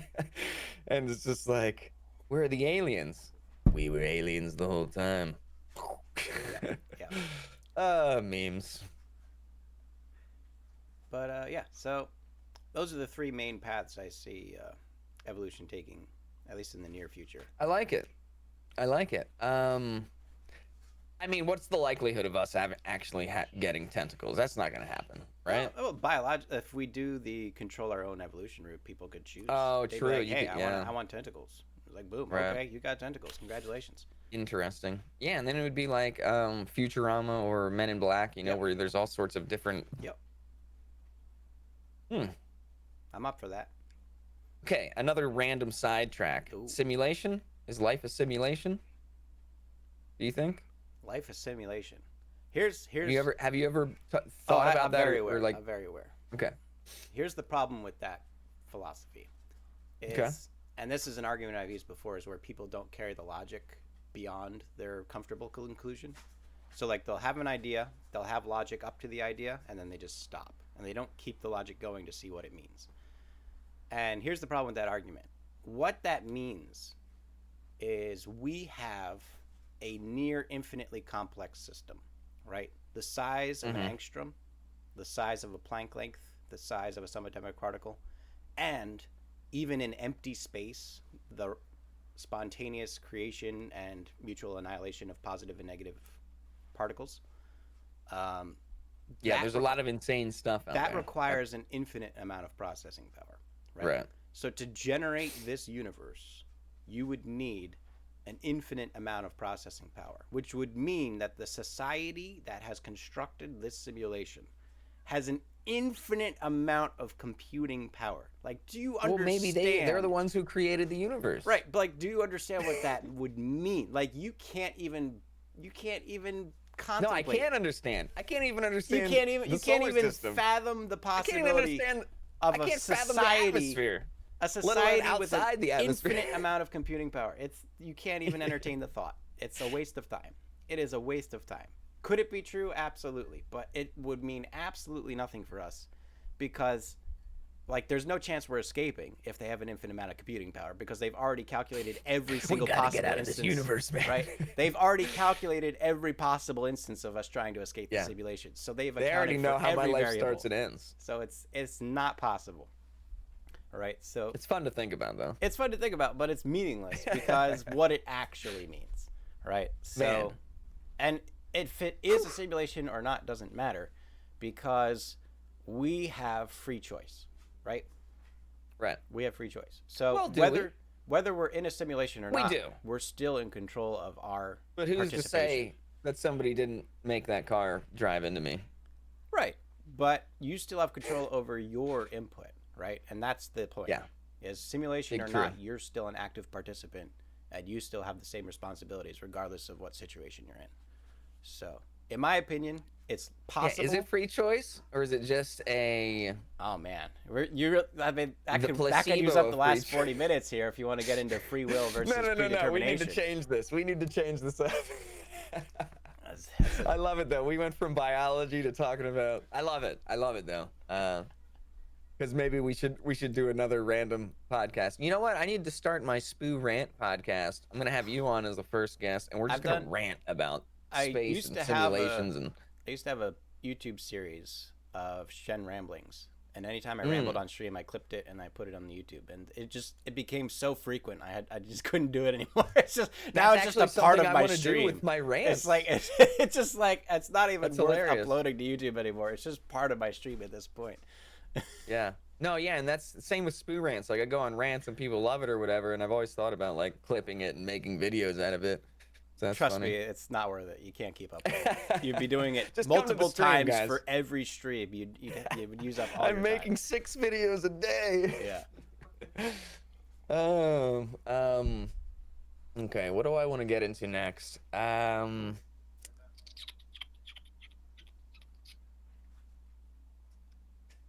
Let's talk about your multiple personalities. You want to go through each one and just kind of like, who are they? Like you don't have to. Not that they're multiple personalities; they're actually people. Characters. Yeah, I would like to know about your characters, how you developed them, and why, and what their purposes are. Public knowledge is there are 5. I'm not commenting any further on non-public knowledge. Public knowledge, there are 5. Okay. Numero uno, this guy right here, Shen's TV, the man with the plan. Stop you real quick. Is he different from real life? Oh Shens? yeah. Oh yeah. Way too happy. He Way too happy. enjoys himself way too much. We would never get along. It's not possible. Okay. So not compatible whatsoever. But on top of this, when you get the time to answer, which one is most relatable to real Shens, if you want to answer that? Okay. I'll think about that. But yeah, Shen's TV, very entertaining, very upbeat, likes to go for it. And that's just the talk piece, right? You need the spokesperson for your brand, as it were. And that's where Shen's TV lies. Kind of what the brand is all about. But every brand needs an adversary. every hero needs a villain. Of course. And I got Dingles, you know. It's hard to make a direct villain to Shen's TV because he is so agreeable, and a like stark opposite of Shen's TV would just be an ungodly person who would not be worth watching ever. Right? So it goes in different routes. Louisiana Jones was the first secondary character introduced to the channel since the rebranding and since Marbles. Technically, Ignorance made an appearance back when we were streaming The Hidden, the CSGO mod, and Minecraft and stuff like that, because he was the tryhard gamer. He's been around for a very long time. Gotcha. But officially, it was Jones was the first. And the idea was to have kind of the...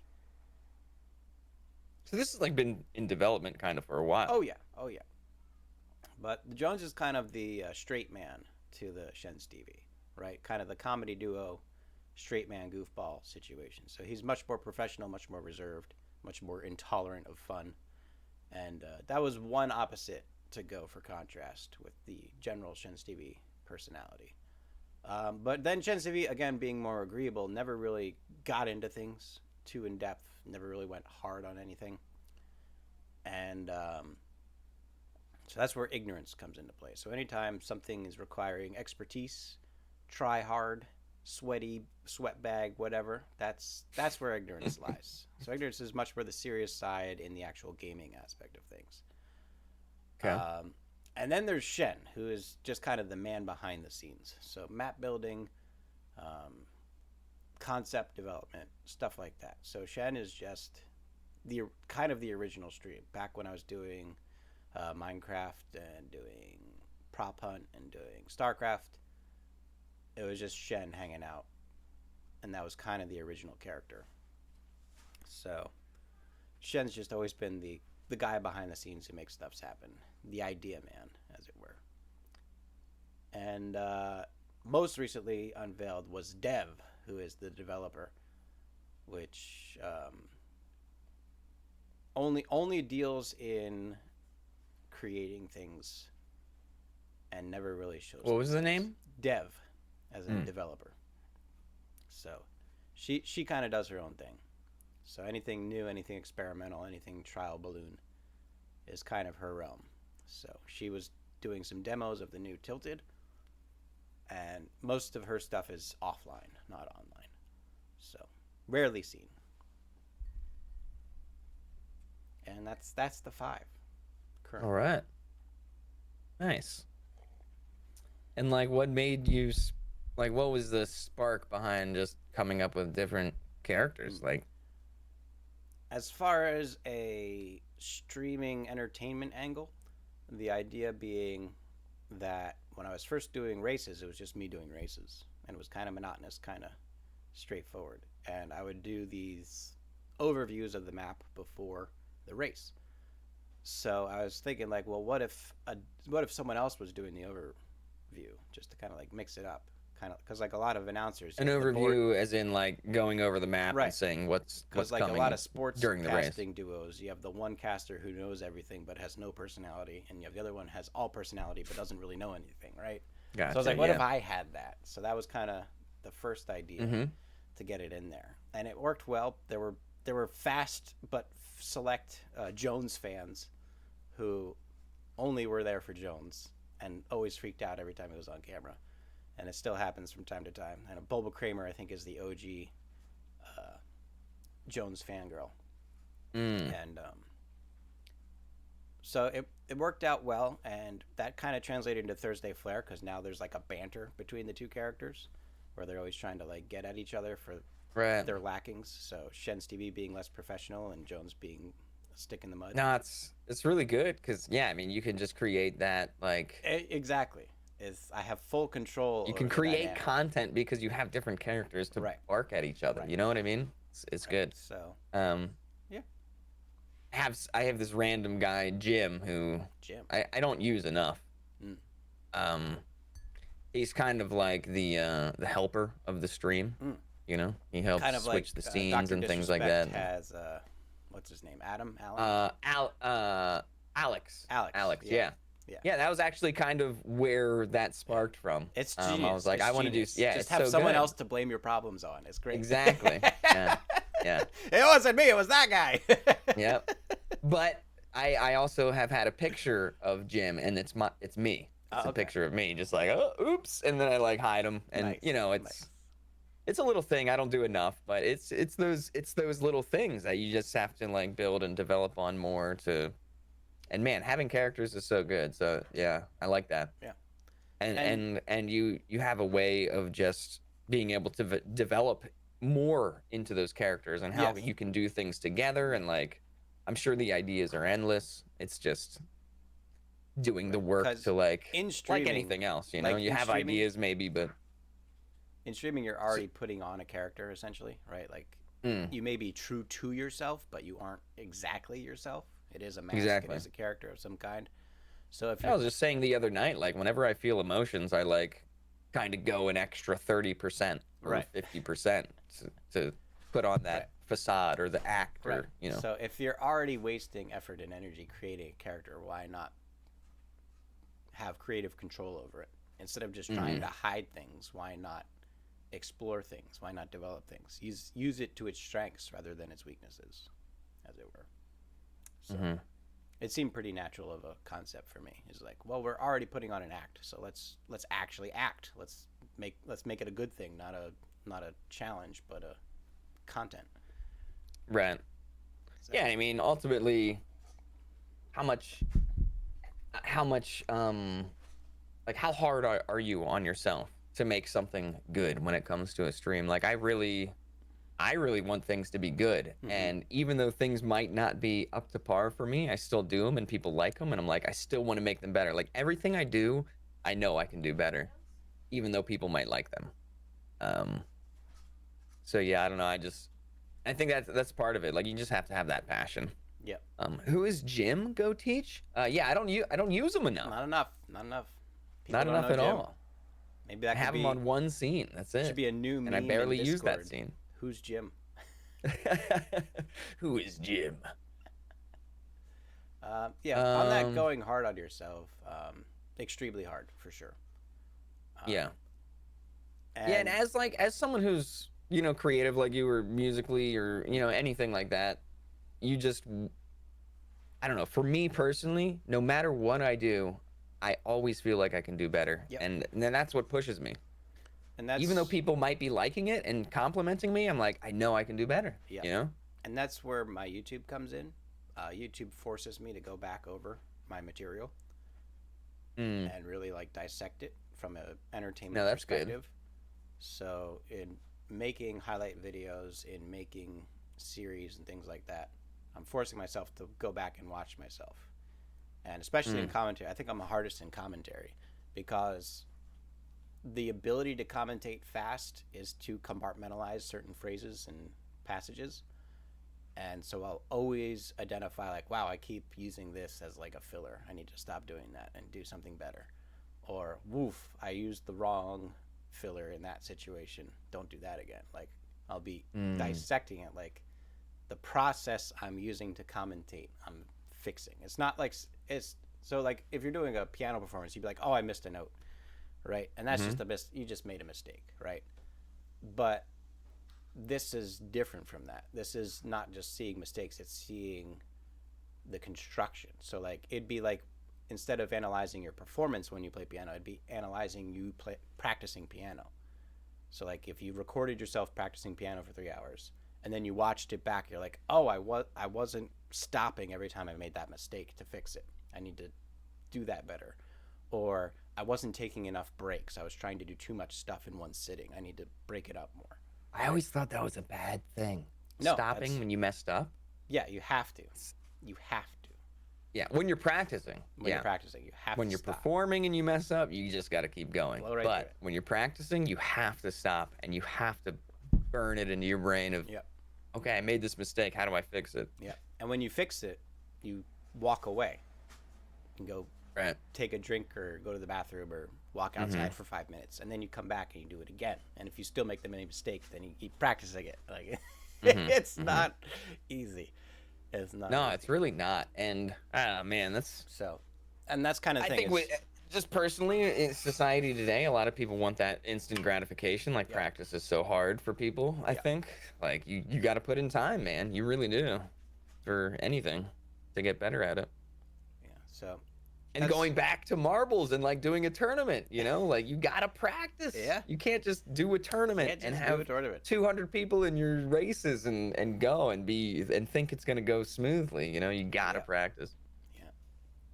So yeah, I would say being hard on yourself is really important, but you have to be hard on yourself for the right things. So like being hard on yourself for making mistakes is not going to get you anywhere.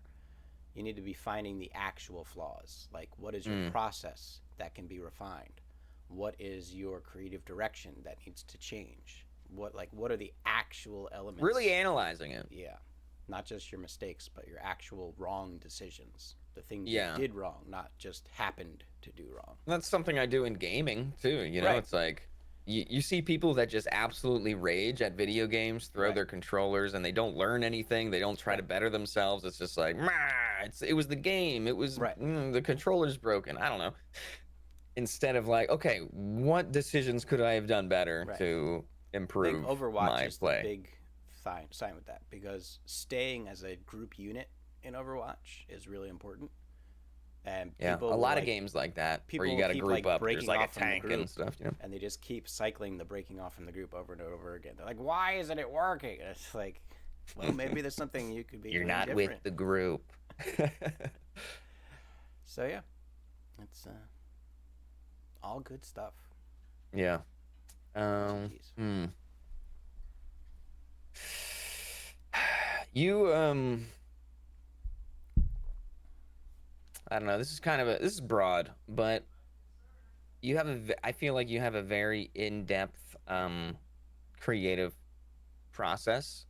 Mm. Like it takes a lot of thinking to come up with an hour-long track. Like how do you, Mm. I guess, go through your thought processes in an hour-long track? Like do you think of the entire hour? Do you lay in bed for hours at night and you're like, okay, how can I do this? Or do you like dive in and you're like, okay, this does that, this is that. Obviously, you know a lot of the way things work in the Right. builder.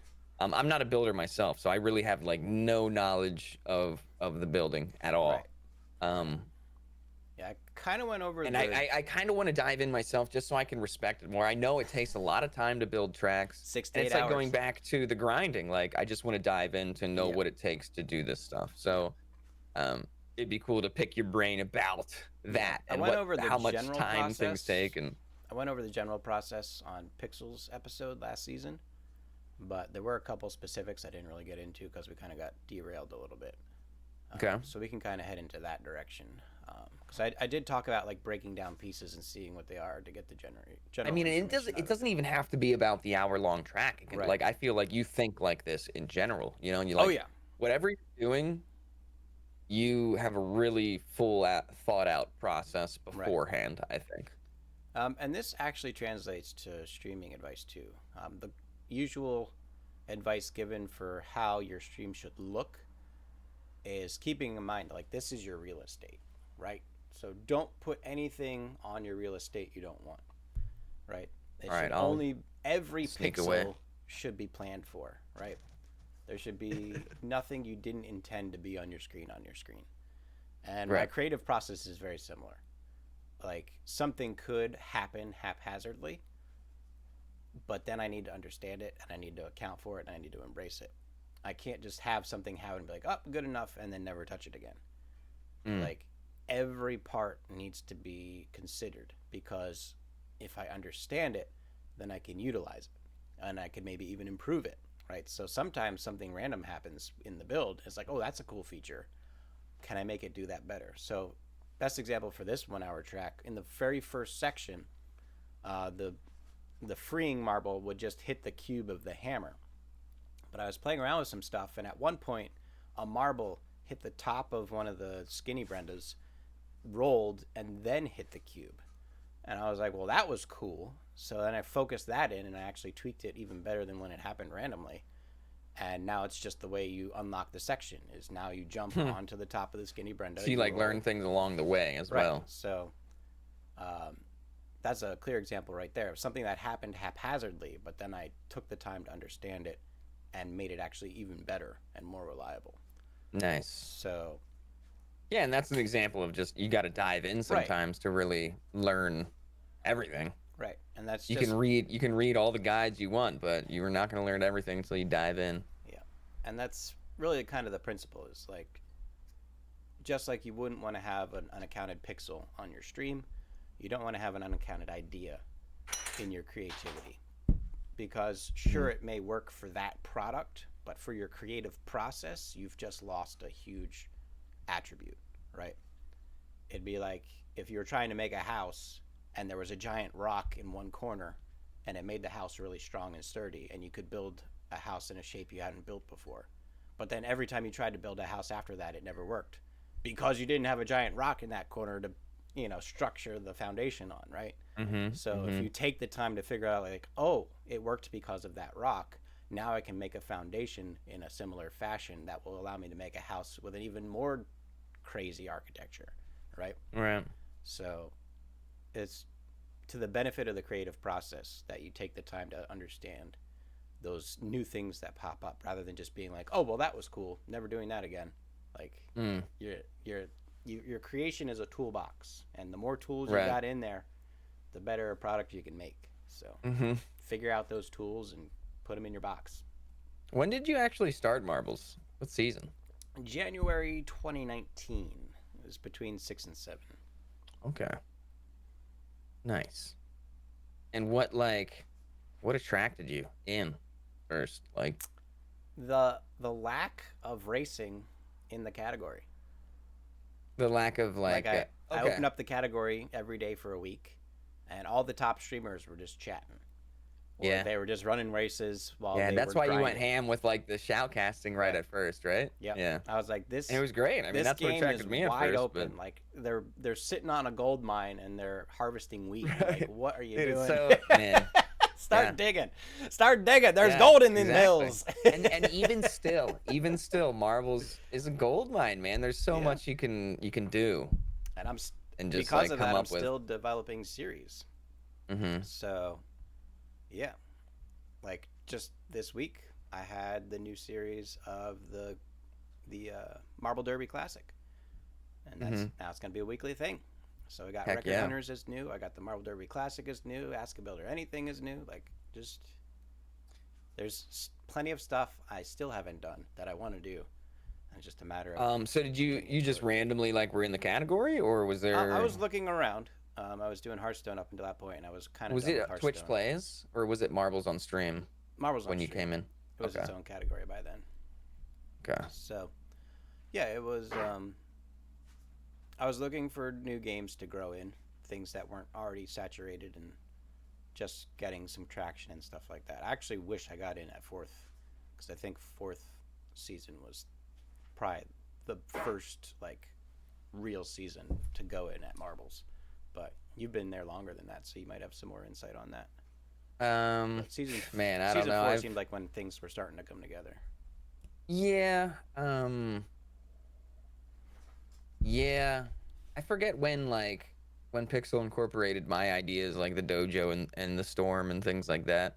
I can't remember what season that That was. was 9 But or when 10. like okay. You might have the But info man, here when I first actually. started doing marbles, I was just like, this is the future. Like The future of marbles streaming. is gonna be huge, and it like I still think that like it's Yep. oh man, like it's still small right I had the now, but storm it's was redone huge in at the season same 10. time. I got the info right here. Oh wow, Season 10. wow. Nailed it. Nailed it. Um, and yeah, I mean, just thinking back to that, like season three, I got into season two. Season three, I grinded my butt off. I think season five and season eight. And those were the three I won as the streamer, on the streamer leaderboard. And like, oh man, this is crazy. The where marbles has become, even from where you started, like Yeah. between six and seven, like we're what season 19 now or something? I don't even 18 know. going on It's 19. I think 18 going on 19. season Yeah. 17 was like the season. That's the mile Mm, marker in my mind. Like yeah, and like when it became a new beast was season 17.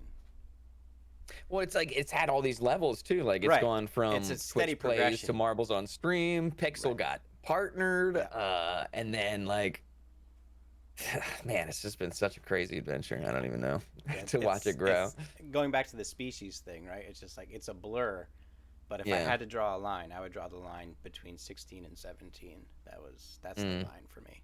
Oh, and then when it got put on Steam, that was around that time too, right? Like That was kind of the 15, 16, catalyst, right? 17. That's what let it happen. Right. And like lots of big streamers play it just Yeah, that's randomly, the you know, biggest and thing. that even if they're just doing it like to choose a game they want to play. Right. And 10,000 people see it and they're like, what is this? The problem is that the streamer's not like, hey, this is marbles on Yeah, stream. they That's don't the know problem. anything about the game. But Right. people who want to know more might bleed into the community.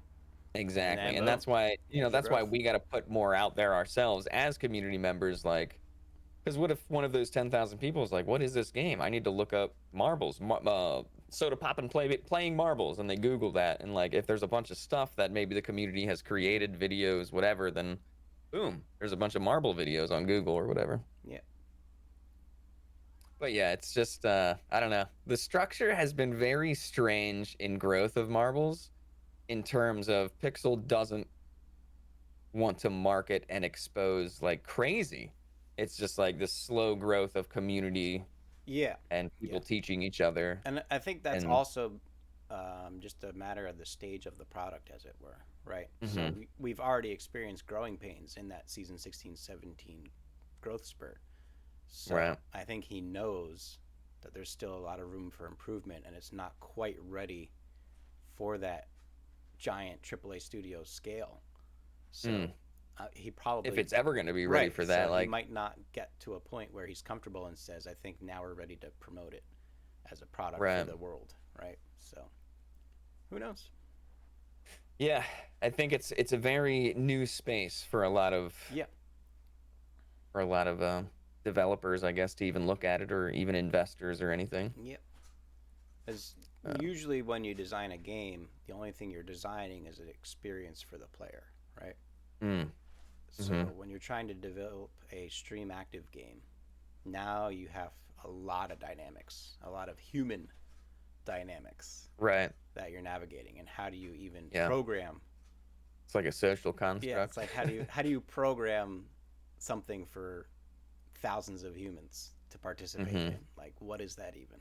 So we're just scratching the surface of those answers. So yeah. All right, I think I got a couple more things, and we Okay. have about 18 minutes, so that's perfect. Nice. Um,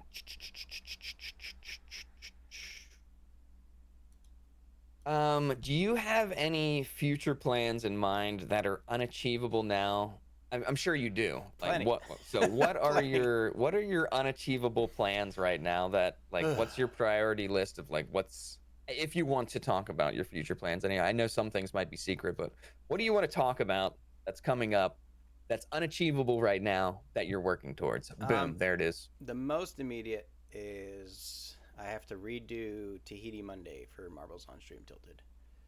Um, I was going to wait a full season to kind of see if Pixel changes anything for next season, and I want a Hmm. stable build because that's kind of what I did with the first one. Is I waited until it was a stable build because pieces kept changing, physics kept changing, and it was like, okay, we can't do anything yet. So um, if next season Tilted is as stable and similar to this season, I'll do a new version of the tutorials next season. So Nice. I'm gonna have to get that going on Sundays again. On top of that, I've been waiting to see if anyone's actually going to commit to the builder tutorials on YouTube because I know, Somebody needs to. yeah, Because I'm starting to make just basic tutorials, right. and I'm gonna do camera tutorials as well. Oh, So I'm like nice. working on those videos. I can't do a builder tutorial, Right. obviously. A tilting tutorial, no, that's not my game. Well, I mean, I could, but Yeah. not like you could, basically. You know what I mean? Leave it to the professionals, Spooo. Exactly, exactly.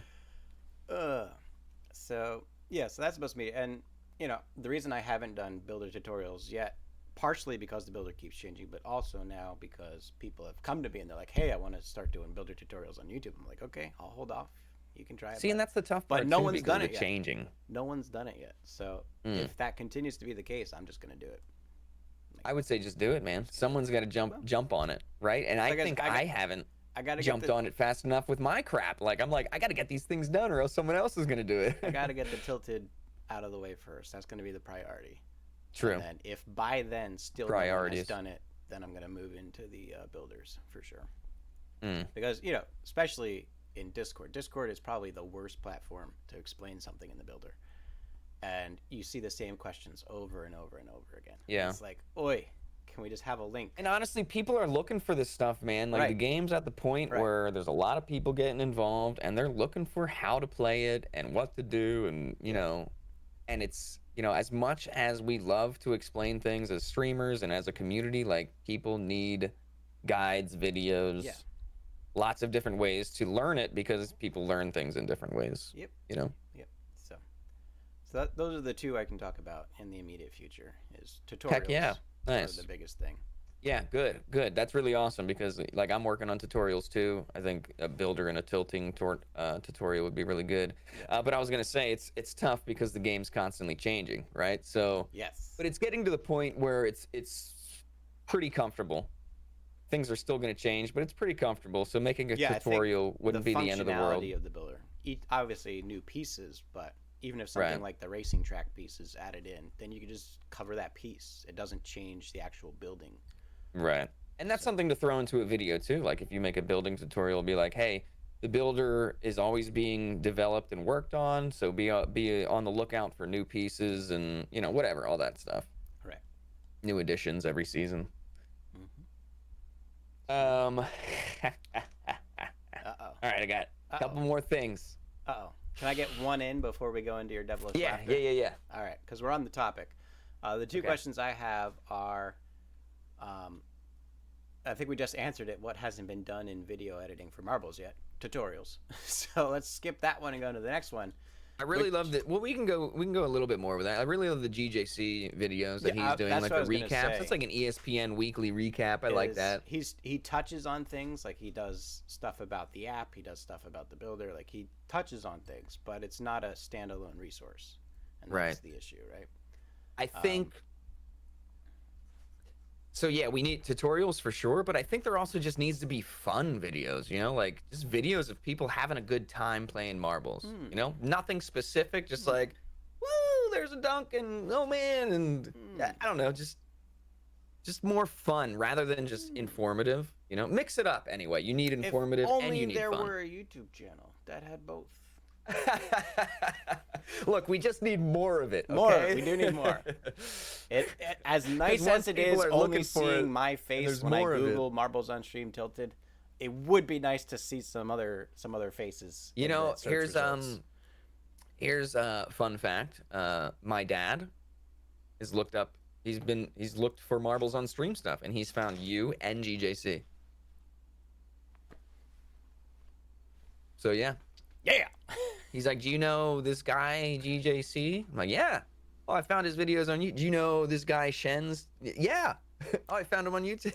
He's doing marble stuff. Yeah. Nice. I know these guys, Dad. Nice. Jeez. Oh man, Marble Royale. Oh man, I really want to make an awesome Marble Royale video. Yeah. And it's just never been able to be possible. I got Pixel to change the ending, so when the ending happens during Marble Royale, there's like 5 seconds before the so it doesn't just immediately cover the screen. Right, it doesn't ruin the shot. So yeah, I haven't utilized it yet. So Pixel, I want to make a whole bunch about that when he was on. It's like that's the one thing that hasn't really gotten the attention it needs for a long time. Is how do we make it better?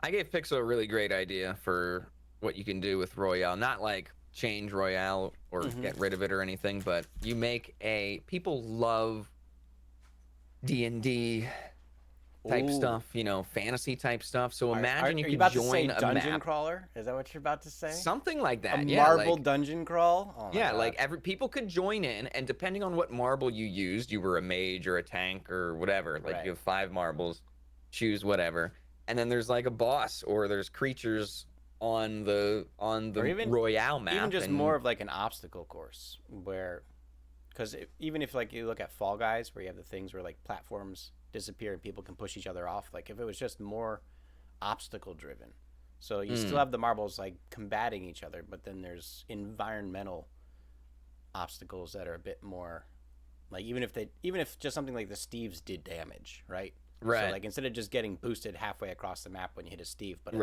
maybe it cuts your life in half or something, right? Like just have more environmental factors in.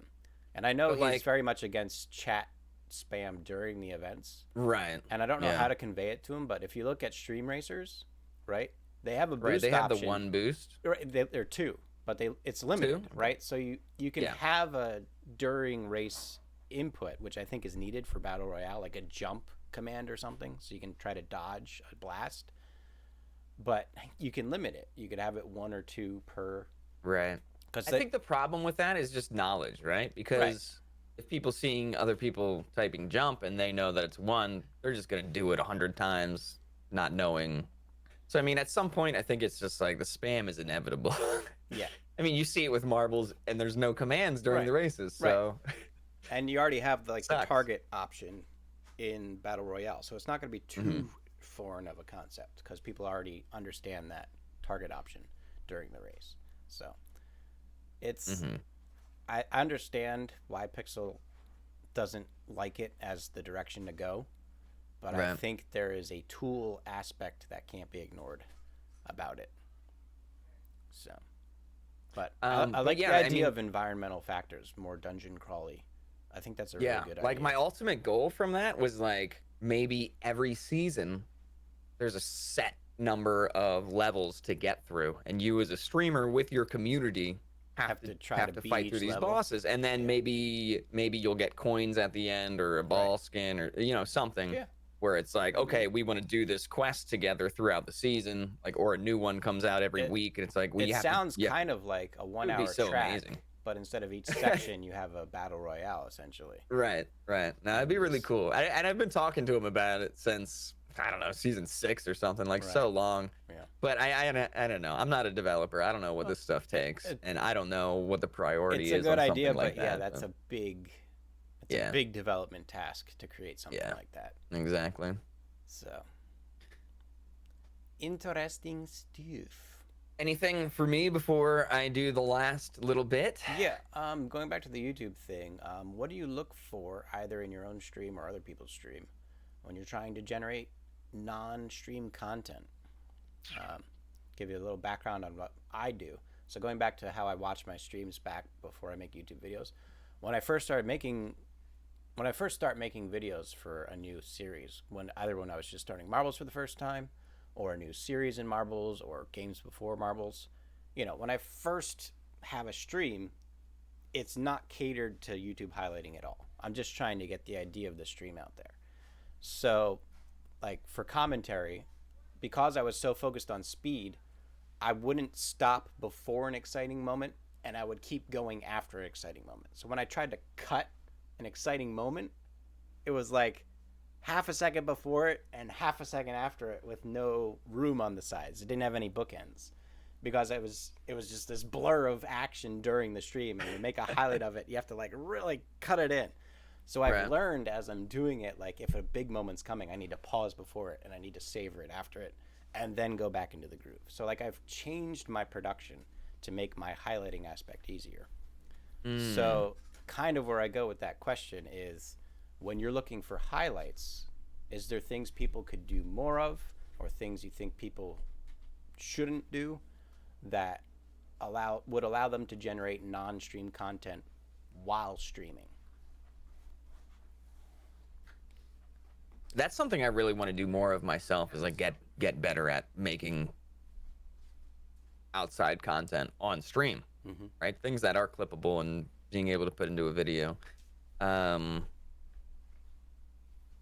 I mean, clean shots, fun reactions, Cool. or any reaction really, Yeah. like a good raw reaction from a You did streamer. you did the dunk video, right?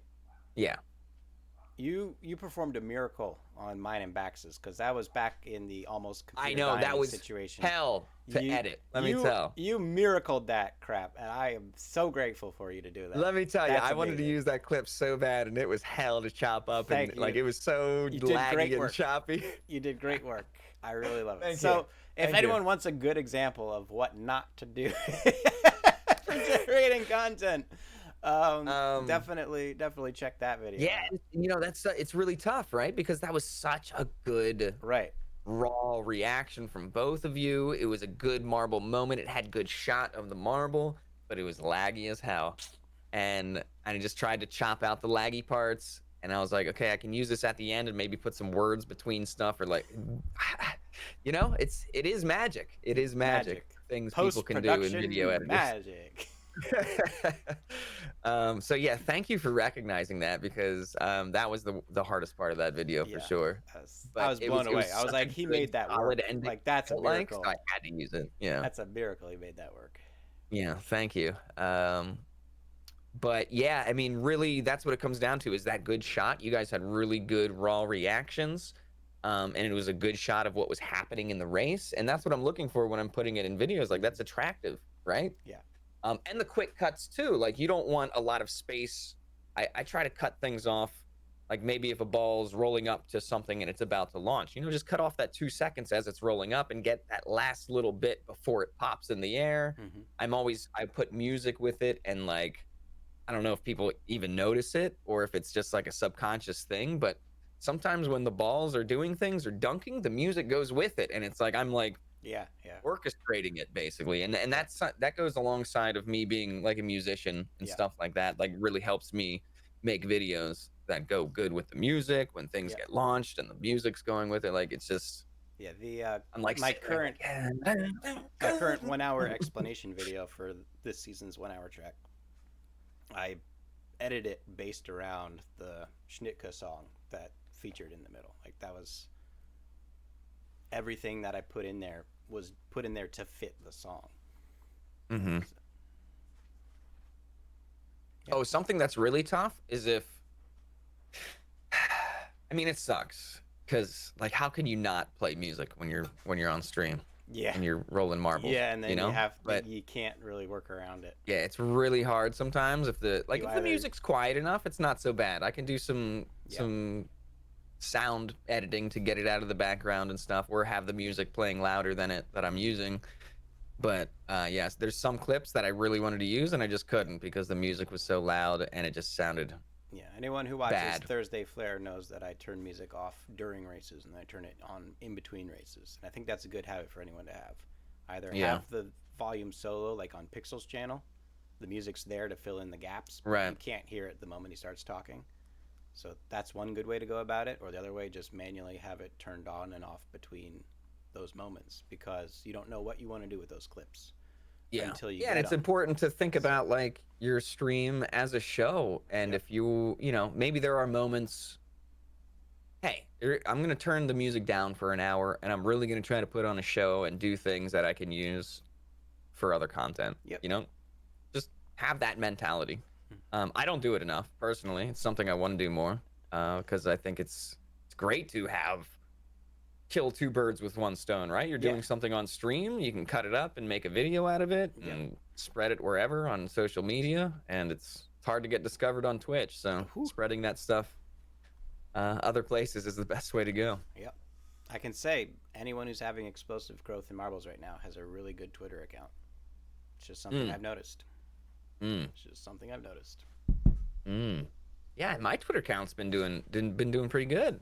I'm impressed with my own Twitter account, and I'm not even like, I feel like I'm not even doing that much. I'm just kind of like, but it's a good account. being myself. Yeah. Yeah. It's a good account. Yeah. So there you go. And I like to mix it up on Twitter. You know, I like, you know, there's some marble knowledge and things I'm a part of, and then I put my own like perspective on things and kind of put a piece of myself out there or what I'm doing. Yep. It's just a good mix, I think, and that's what's been working for me. So a good mix on the social medias. It's good. All right. Well, two I'm ready. questions. Questions from Spooo Town. Okay, I was streaming last night. I was like, what should I ask Shens? And this is what is what I wrote down. Oh boy. What is your favorite swear word? If I don't even know if you swear, you've got to, right? I've already sweared twice in this talk show. I don't see. It's just like it goes one ear out the other. I don't really care when people do it unless it's happening constantly. Then I'm like, oh. So do you have a favorite swear word? I like the ones that have a T in them because it gives you that plosive power.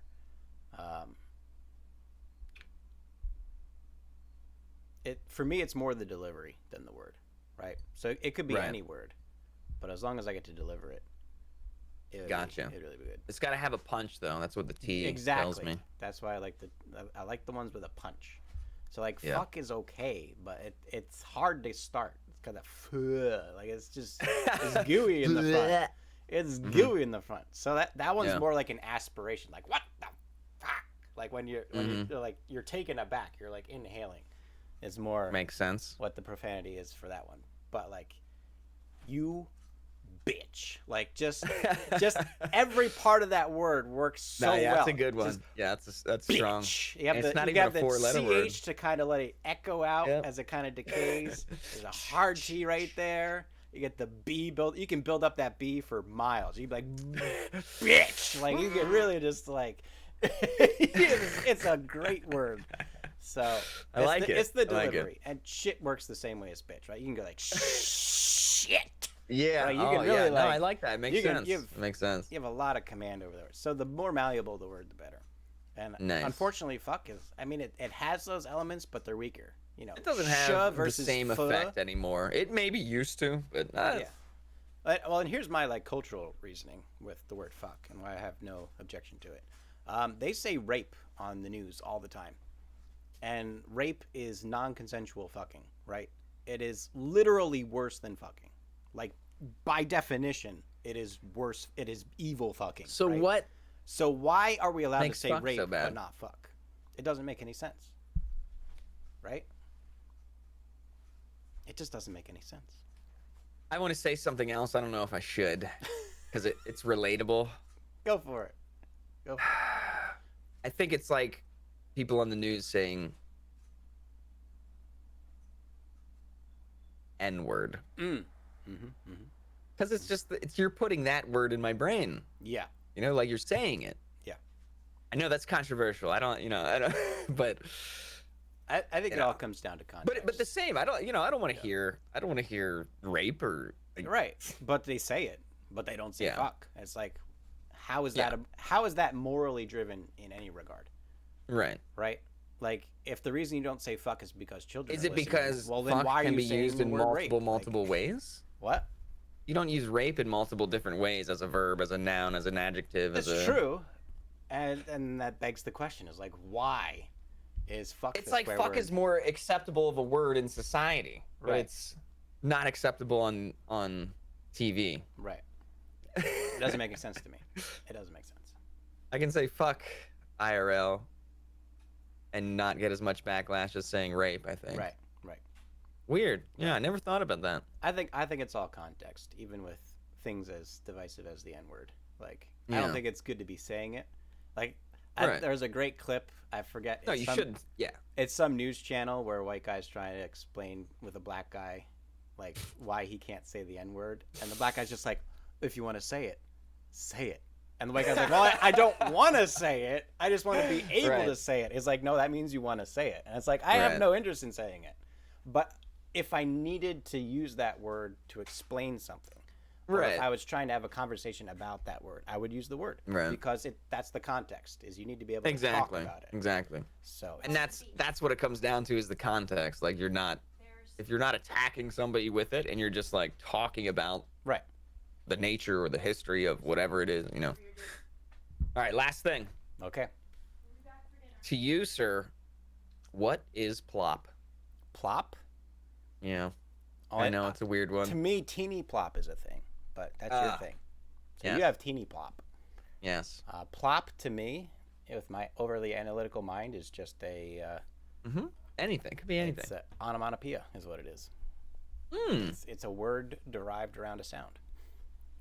Correct. So I like it. that's all plop is to me.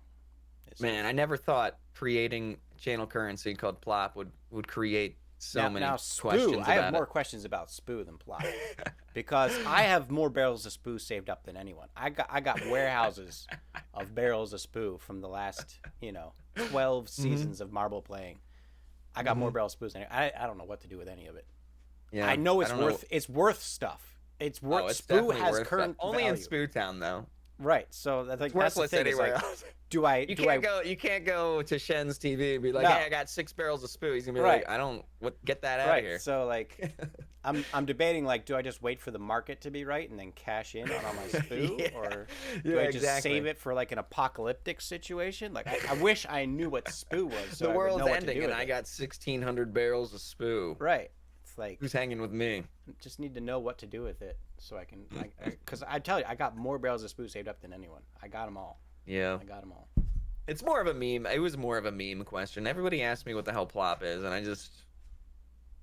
I try not to get frustrated. And this goes back to being a streamer in general, or being, management, like explaining the same thing to people Yes. over and over and over and over and over and over and over and over and over and over, and not losing your mind doing it or getting mad about it. Yes. It's a huge skill to have. That's one of those weird. I don't know if double standard is the right word, but it's one of those things that goes both ways, right? So you, as the person explaining to the other person, have to remember that person might be their first time ever asking that question. Exactly. And the person listening has to also understand that might be your 100th time, and like they Exactly, both yeah. people in It's the a dance. situation need to know the reality. And when one is oblivious, it's so much harder when it's Well, and not that's a something- mutual understanding of the situation.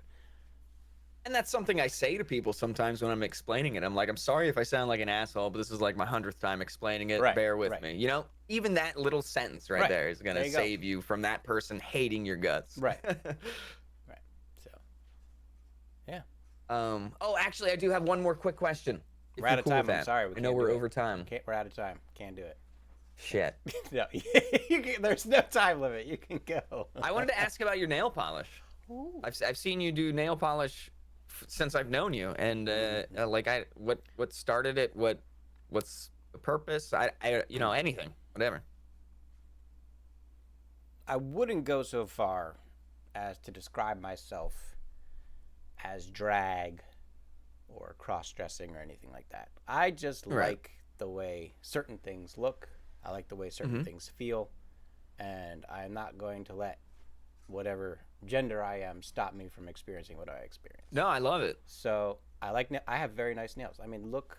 You Look tend to at do the dark shape colors of those nails. too. Those are nice, well, except for the middle one. No, they the are. one broke, but the rest are. It's a nice shape of a nail. It should be painted. It's a good. I Yeah. got nice nails now, like my toenails. No, I mean, why They're not, horrible dude? shapes, so I don't paint those because they're horrible shapes, right? Mm. So like, if it looks good, I'll do it. It's like why I wear a vest. I like wearing a vest. Right. People are like, I would wear these back in like high school, and people are like, "Why are you so dressed up today?" It's like, why are you so dressed down?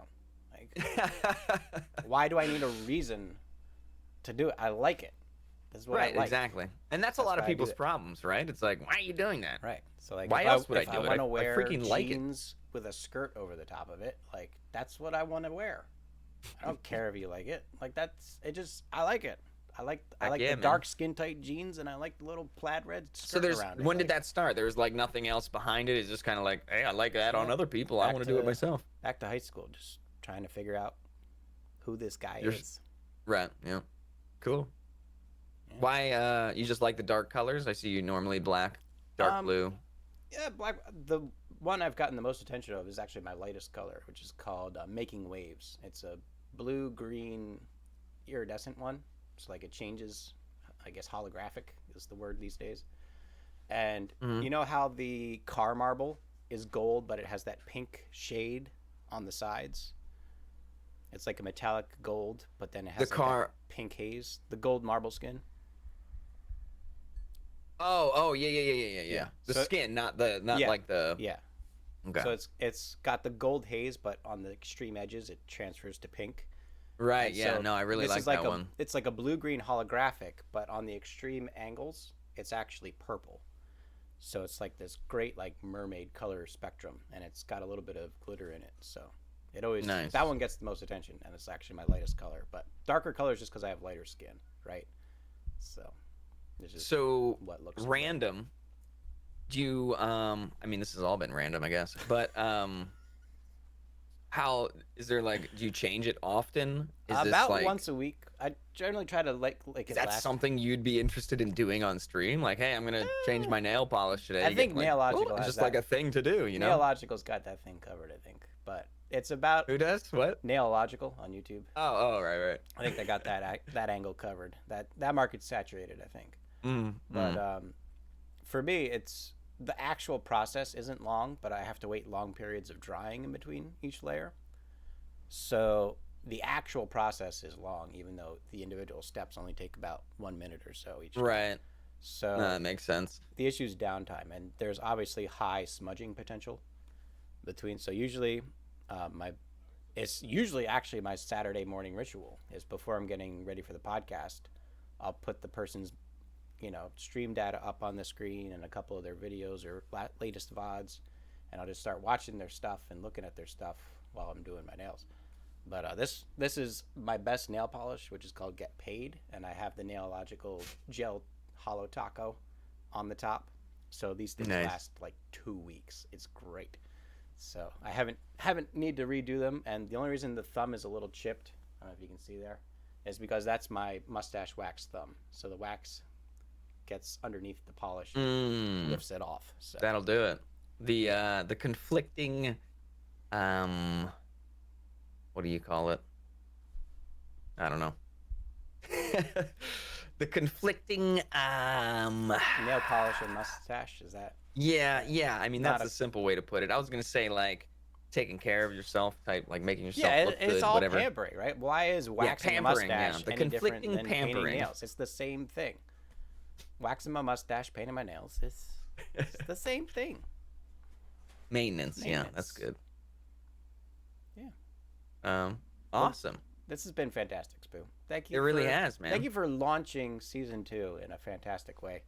I very much course. appreciate it. It's been a pleasure. Whenever I having start you my here. podcast, I gotta have you on, for sure. Let's do it.